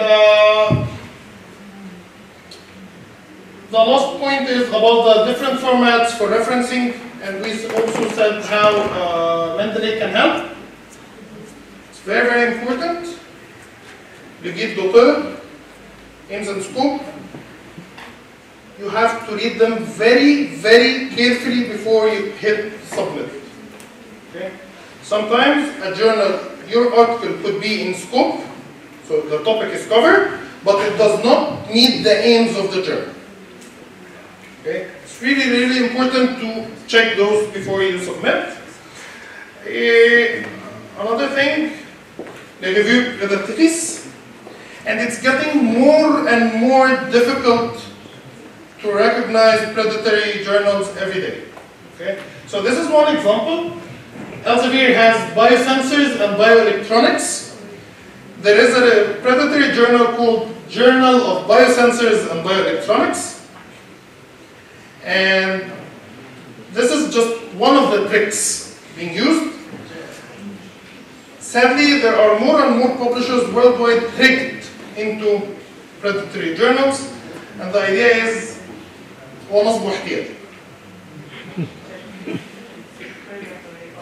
so one thing that the predatory journals will not go far in like falsifying is their ISBN, their ISSN. So in general, take that ISSN, look for it on Scopus, look for it on the different databases, and then check what they're saying. There are many cases where a journal will tell you, I'm indexed in Google Scholar. Google Scholar is a search engine. It's not a curated database. So if I'm making my own paper, I'm using some search engine optimization, and let's say I have good intentions, and this is a white paper, and I'm saying it's a white paper. It means it's not peer reviewed, okay? But I could lie. However, it will be discoverable by Google if I follow the proper search engine optimization, okay? By Google Scholar. So it's really important to check this as well. Sometimes they would not say impact factor, they would say equivalent impact factor or anything of that sort. In general, if a journal is sending you emails, please be suspicious. Okay? There are some very rare cases where a journal, an honest journal, would actually send an email, but these are very rare. Okay? Especially with new journals, maybe. But it's very difficult for a very prestigious, well-established journal to send out emails asking for submissions. Okay? If the APCs are too low, that's also a suspicious point. So $100, $50, and that kind of APCs usually should trigger some suspicion. I'm not saying conclusively that they're bad, but definitely if they are promising a speed of review, you become very suspicious. If that speed of review is a week, days, or hours, definitely be very suspicious. Okay? This is most probably 99% a predatory journal. And the thing is, what's wrong with predatory journals? They publish my science and they make it online and they make it available for everyone. The problem is, they have no scientific standards, they have no scientific procedures, and I'll be throwing my work into the garbage by submitting it to it. So there are many reports for people who have actually prepared articles with gibberish, any typing on the keyboard like I did with Mendeley. It got accepted. There are people who have tried to make a scientific medical paper, and they were discussing cases obtained from Tom and Jerry. And they were saying, we are getting our cases from Tom and Jerry, it got published. There are cases where someone actually had a very famous paper on experiencing predatory journals, and he said, I've submitted papers with profanity, like bad words, and they got accepted. And the thing is, if I'm putting my article next to a one of those examples I've said, people will not take my article seriously. They will not take me seriously as a researcher if it's on my CV as well. And a third and a very important thing is, so you've submitted really good science, but you've submitted to a predatory journal. I found your results, and I won't use them. If I start referencing articles coming from predatory journals, any honest journal would tell me you're using unreliable sources. I cannot have you published using this kind of references in my journal. Okay, so it's really throwing your work away, and this is why we call them predatory. This is the harm they do. They hurt real science. Okay. One last step for writing your papers. What do you write first?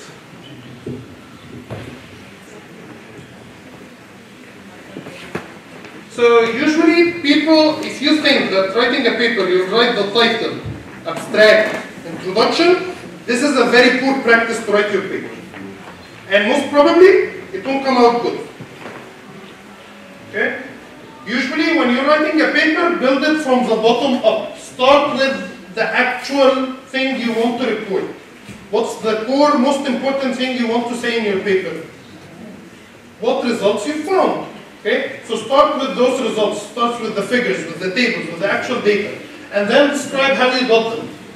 So work on the figures, tables first. Write the method, write the results, write the discussion. Then conclusion, then introduction, and the very last thing you want to write, and you want to spend a lot of time writing it, is really the abstract. Okay? When I want to see if this paper is useful to me or not, the first thing, I'll check the title, I'll check the abstract, keywords, results. If it's good, I'll download the paper and read it. If it's not, I'll skip it. Okay? So if the abstract is poorly written, your chances of getting published are bad, and if it's poorly written as well, your chances of having it read and cited are very poor, even if it gets published. Okay? So I've reached the end. This is actually the last slide. There is more that we can cover together. There are more details and a lot of topics that we've raised. And there is actually ways to continue that done. So this is not the last time you're going to see us. You're going to be seeing more sessions from Elsevier, and most probably the next series of sessions will be in French, so, and you have not to be tortured by my kind of French. Anyway, so another thing is we have online resources till our next training, till our next workshop. There are online resources. One of them is called the Researcher Academy. So you know Coursera, you know EDX, you know those kind of online training platforms. We have a completely free website for researchers and academics training on scientific research. So Researcher Academy is split into a series of topics. Research preparation, so there are trainings there are certified, these come with a certificate for funding and attracting funding, writing proposal grants. There are training, there are courses on writing for research, manuscript preparation, writing skills, technical writing skills. So those kind of details. There is an entire course on writing just the abstract. Okay, it's as important as it is. Okay, there is one of the courses I find really useful. It's called how to make a paper out of your thesis. So I have written my dissertation, and I want to write a paper out of it. What should I take from that thesis and put into the paper? How to do that efficiently? And for senior researchers, there are actually more on book writing. On the publication process, how publishing works, there is more onto ethics, there is more onto plagiarism, how to use best practices in these, on open science. There are more trainings as well on the peer review. Peer review is the kind of thing that most of our professors have learned by doing. So you get a request from an editor because you've published in the field to review another person's paper, and you would see a checklist or a guideline by the editor for the reviewers, and you will have to learn review by doing. Okay? We have a certified reviewer course, a set of courses for reviewers. If you're already a seasoned and experienced reviewer, it's always nice to see what you've been doing put into a structure, into like a methodology. If you're still a new faculty and you're still doing your first review, you're experiencing peer review or becoming a peer reviewer for the first time, these are highly useful as well. If I'm still publishing my first papers, it's always nice to hack into or like see how a reviewer thinks. And there's more as well. So let's stay in communication while we do this. You should be able to download the presentation. I'll let you know how, and download certificates for today. This is our Facebook page. Stay in communication, but more importantly, this is our Facebook group. And we use that Facebook group to communicate with you, so it's a two-way communication channel. Feel free to ask us questions. Whenever there are updates or important webinars taking place, we add them as well. This is also a Bright channel where we have webinars in different sets of languages as well. Arabic, English, Polish, Russian, Portuguese, whatever. So the group, the Elsevier community group, it started with Egypt actually, and we have been expanding it into Morocco as well.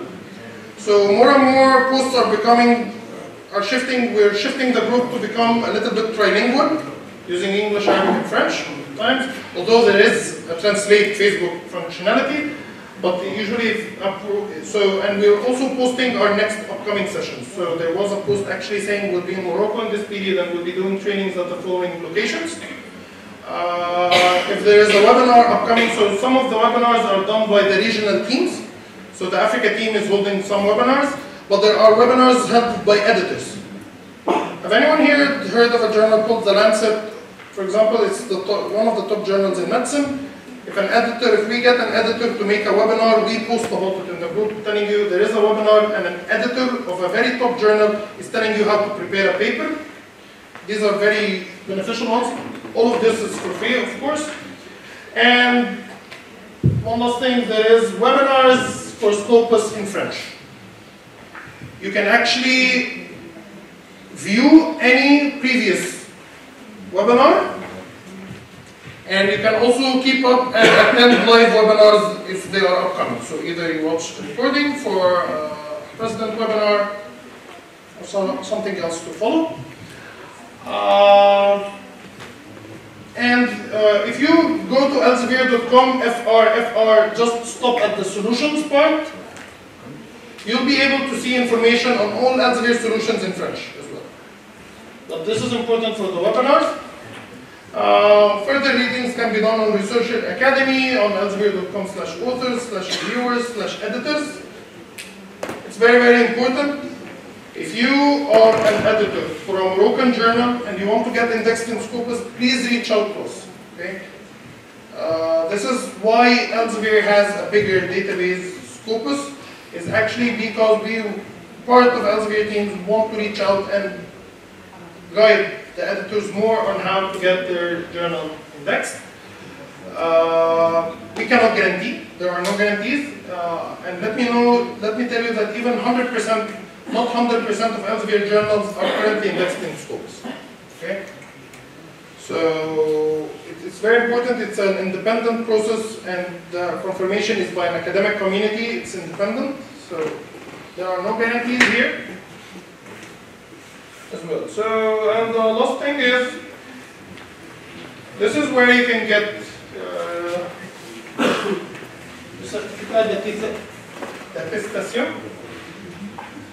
certificate for attendance, and you can actually download the materials for today's session.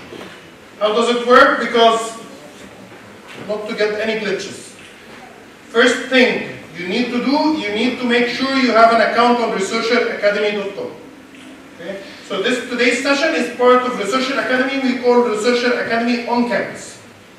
Okay? So it's not online. So, but first you need to go to researcheracademy.com, sign up or sign in.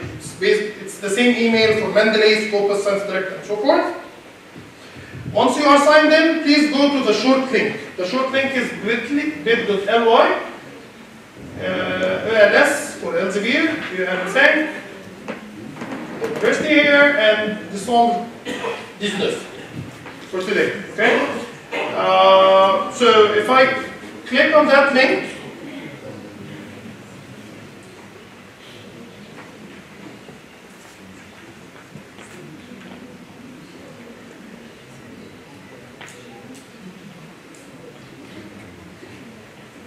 so this is me clicking on that link.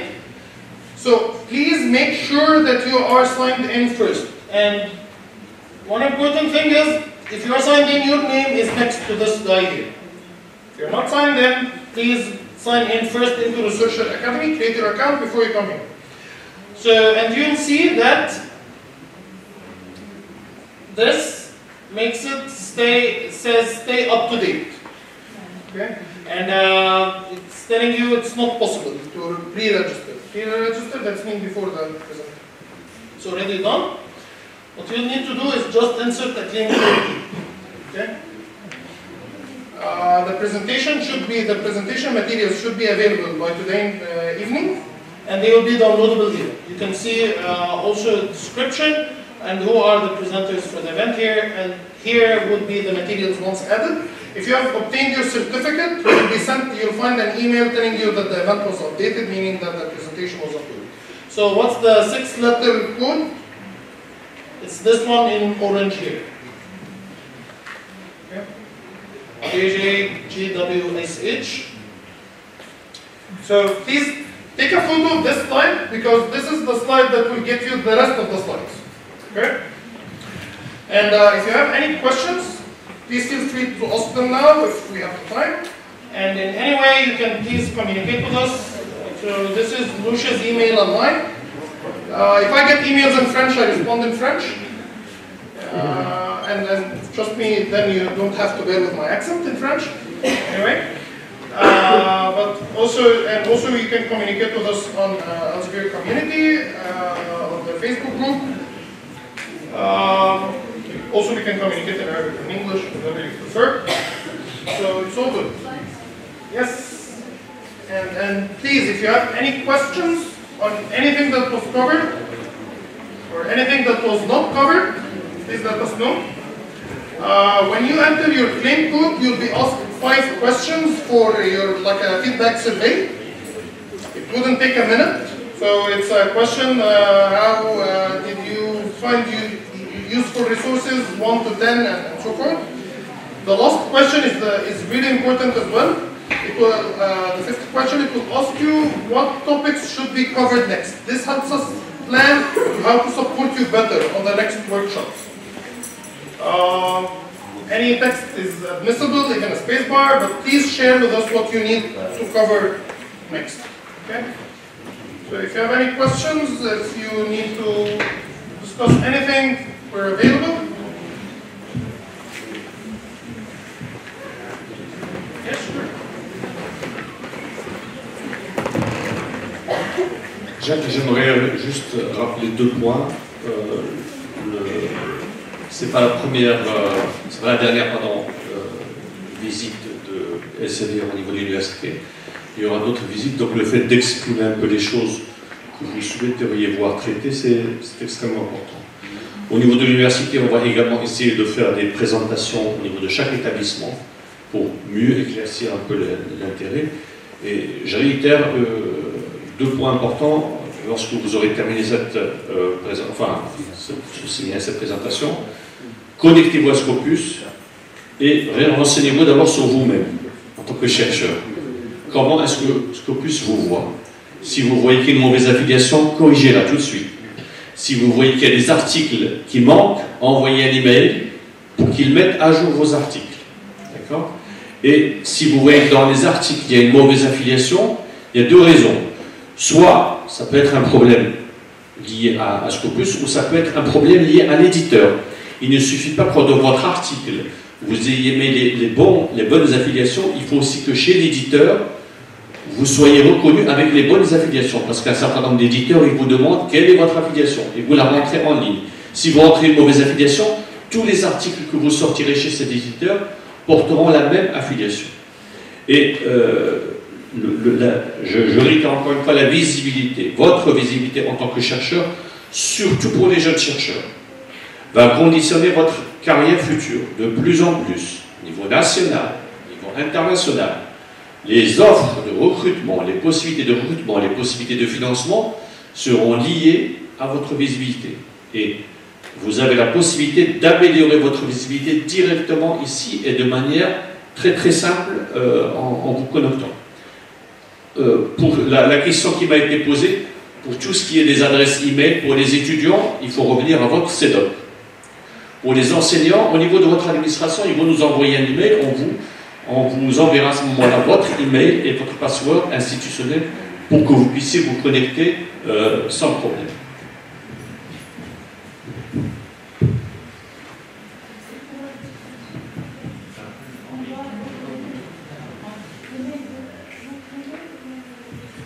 You can use any email.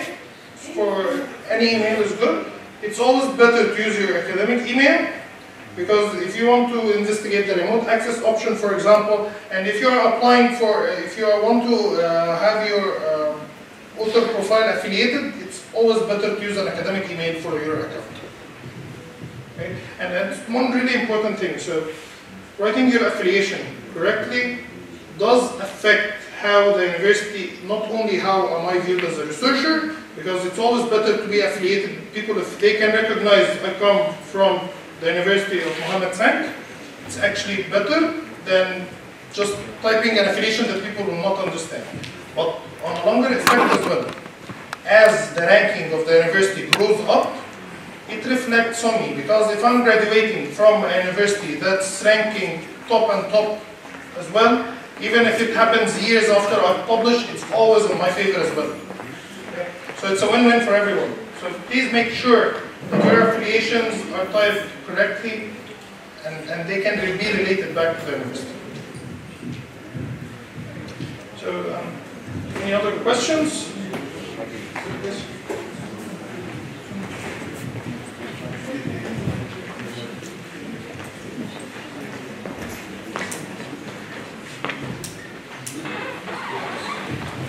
So the difference between Sciencedirect and Scopus. Scopus is a base de données. It covers the bibliography of more than 5,000 publishers. It does not have the paper. It has only the abstract, title, and bibliographic data. Okay? From Elsevier, from Wiley, from Springer, from the American Society of so-and-so, any journal, and they don't classify an entire publisher. They judge every journal on its own. Okay? And this is, and they curate, and they tell you how good a journal is performing, how good a researcher is performing. What Elsevier publishes from an editor is on Sciencedirect. So you get the full text paper of Elsevier, what Elsevier publishes on Sciencedirect. Does this answer? Pour lire les documents, les articles d'Elsevier, vous pouvez visiter Sciencedirect.com. Pour obtenir des informations bibliographiques, des documents, vous pouvez utiliser le base de données de Scopus.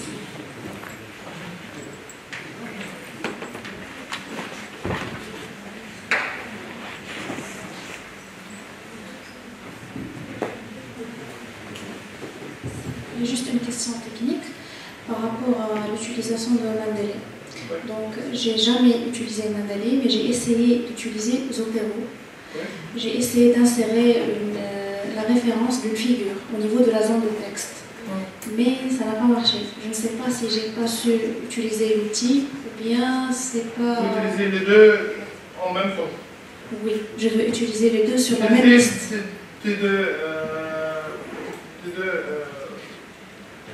Utiliser deux tables de référence. Et Zotero en même temps, ça ne marche pas tout le temps. There are sometimes glitches that happen when there are multiple reference managers attached to the same word processor. Okay, so in general, I keep on my personal computer. I keep multiple reference manager. Depends on who I'm working with.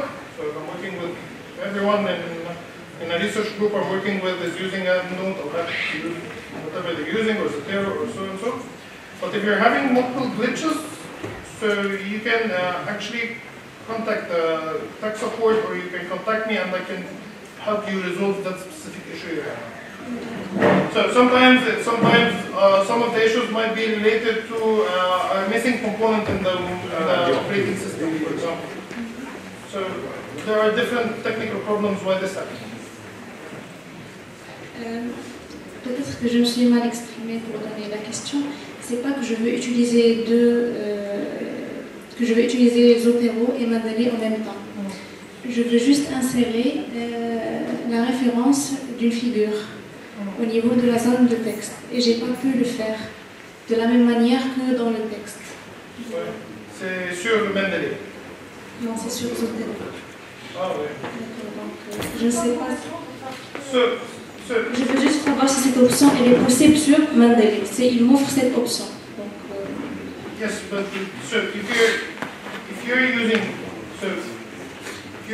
Zotero solely, I cannot really help you with Zotero much. I don't know how it works or what kind of who's the technical support even in Zotero. But in general, if you're using the library from Mendeley and you're exporting it into Zotero, it should work fine.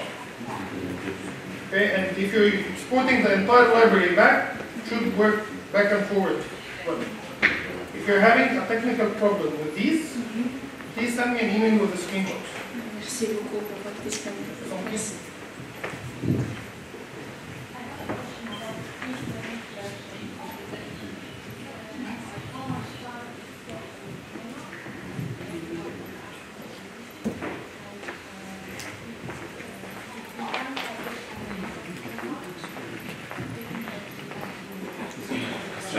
It's really important. If you've submitted your paper somewhere and it hasn't been published, you cannot use that same paper anywhere else. Okay? If your paper is called open access, after it's published, you're free to share it. The minute it was published. Okay? But it's really, really important. So if the reviewer, you're not asking about the preprint, you're actually asking about the review time, right? So preprint means I haven't submitted it.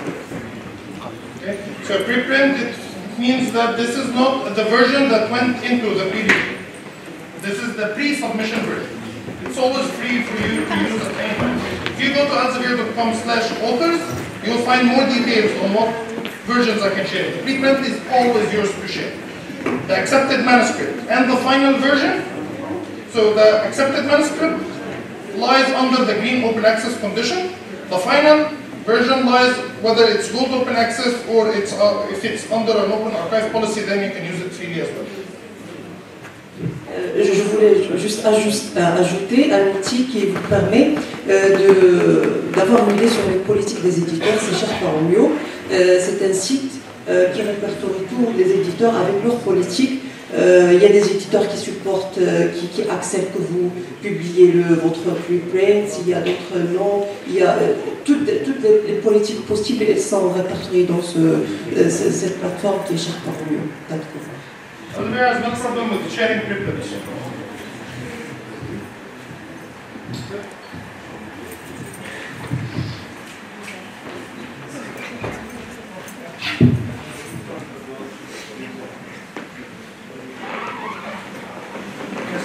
Sciencedirect.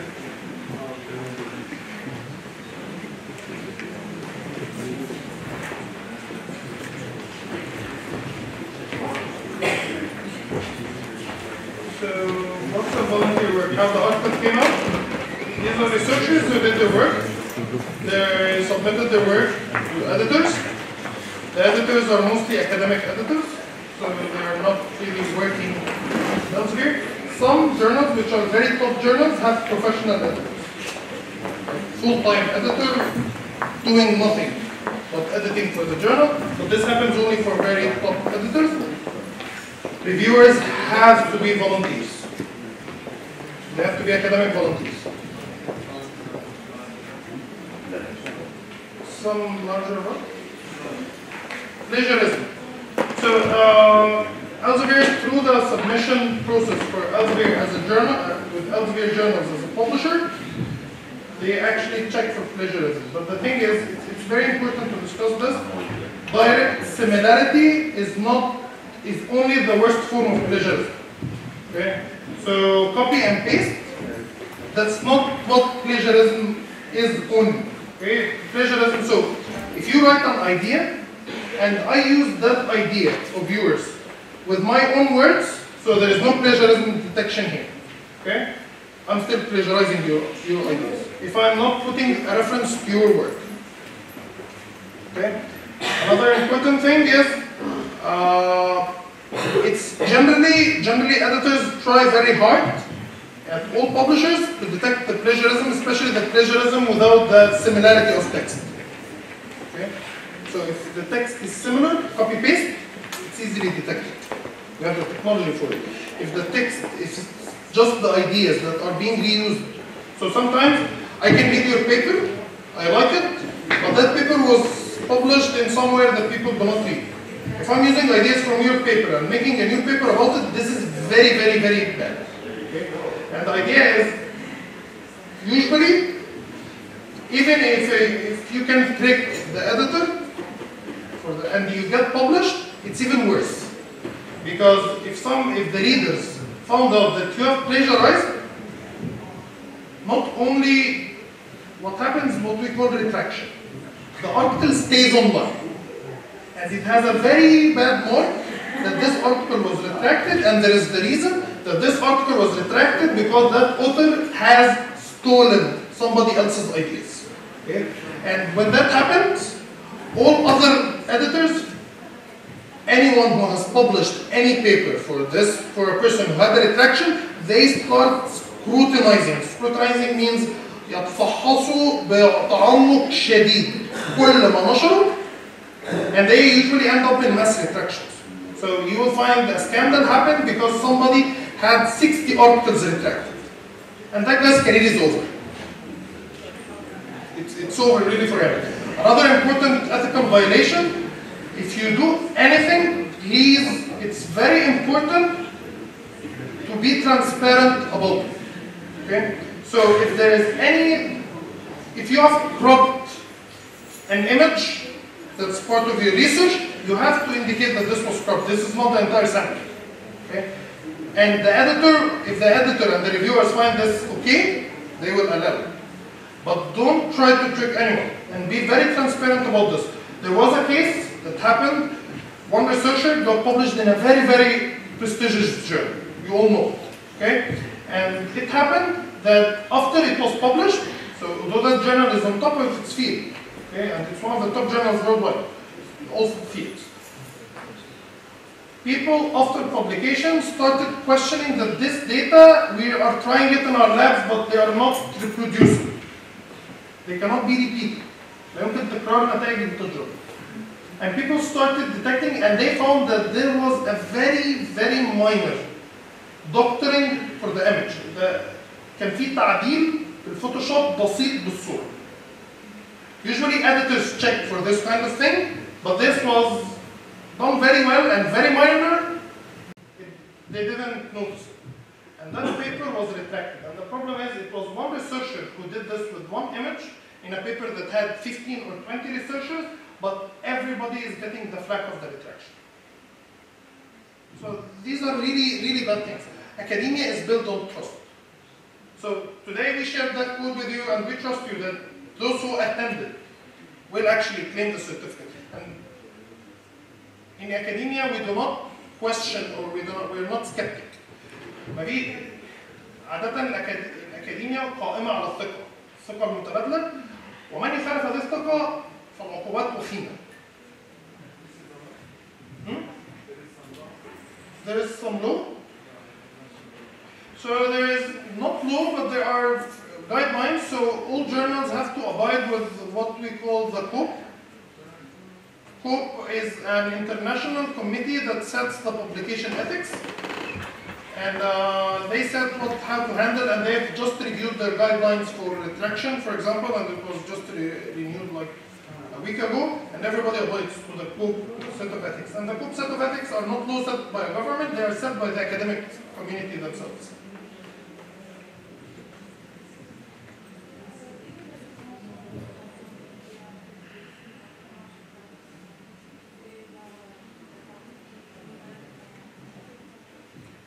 So, book chapter. So yes. So book chapters. So sometimes conferences, for example, they publish a book instead of a proceeding, and they would call a paper that's a conference paper. They would call it a book chapter. Okay, and that's fine. Okay, if it's peer reviewed and it's indexed in Scopus. But there is a main difference between conference publications and journal publications. Journal publications undergo stricter peer review. The peer review standards for a journal are higher than the peer review standards for a conference. Conferences, and why engineers and computer scientists prefer conferences, because they're faster. Okay? There can be a single peer reviewer for some of the conferences, and that's okay, because then again, by the end of the time, you are going to present that paper in front of a room full of researchers in your field, and you're going to get feedback. But it's more credible and it's stronger to publish in a journal than to publish with a conference.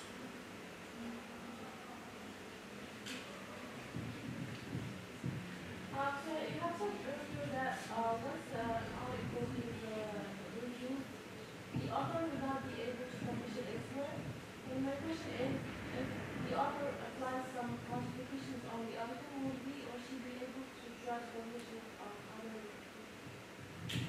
Okay, it depends. So it's a very subjective question. So I've submitted my article and it's not yet published. I can still make the modification. I'll send to the editor, please make that modification, it hasn't been published yet, it's still under review. Okay? That's totally okay, it's very straightforward. But I'll be submitting it to that same person as well.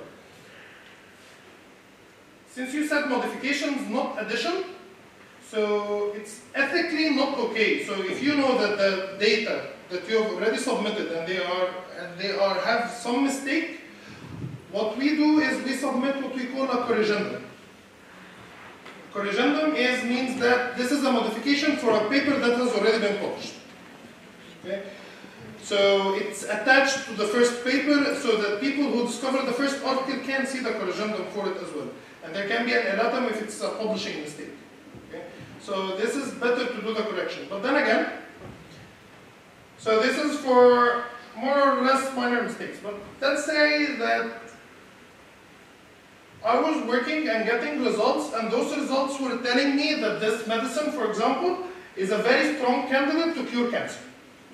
Okay? So I've been publishing my work, and then again, I come up with a conclusion. If it's an honest mistake, but then again, seriously affects the credibility of the article that has been published, has to be retracted. And the ethical thing to do would to be to ask on retraction, because we found out that the experiment is entirely wrong. That the samples were contaminated before we used them. Okay? So the ethical thing would to ask for a retraction yourself. And it's indicated that this retraction was based on the author's request due to faulty experiments.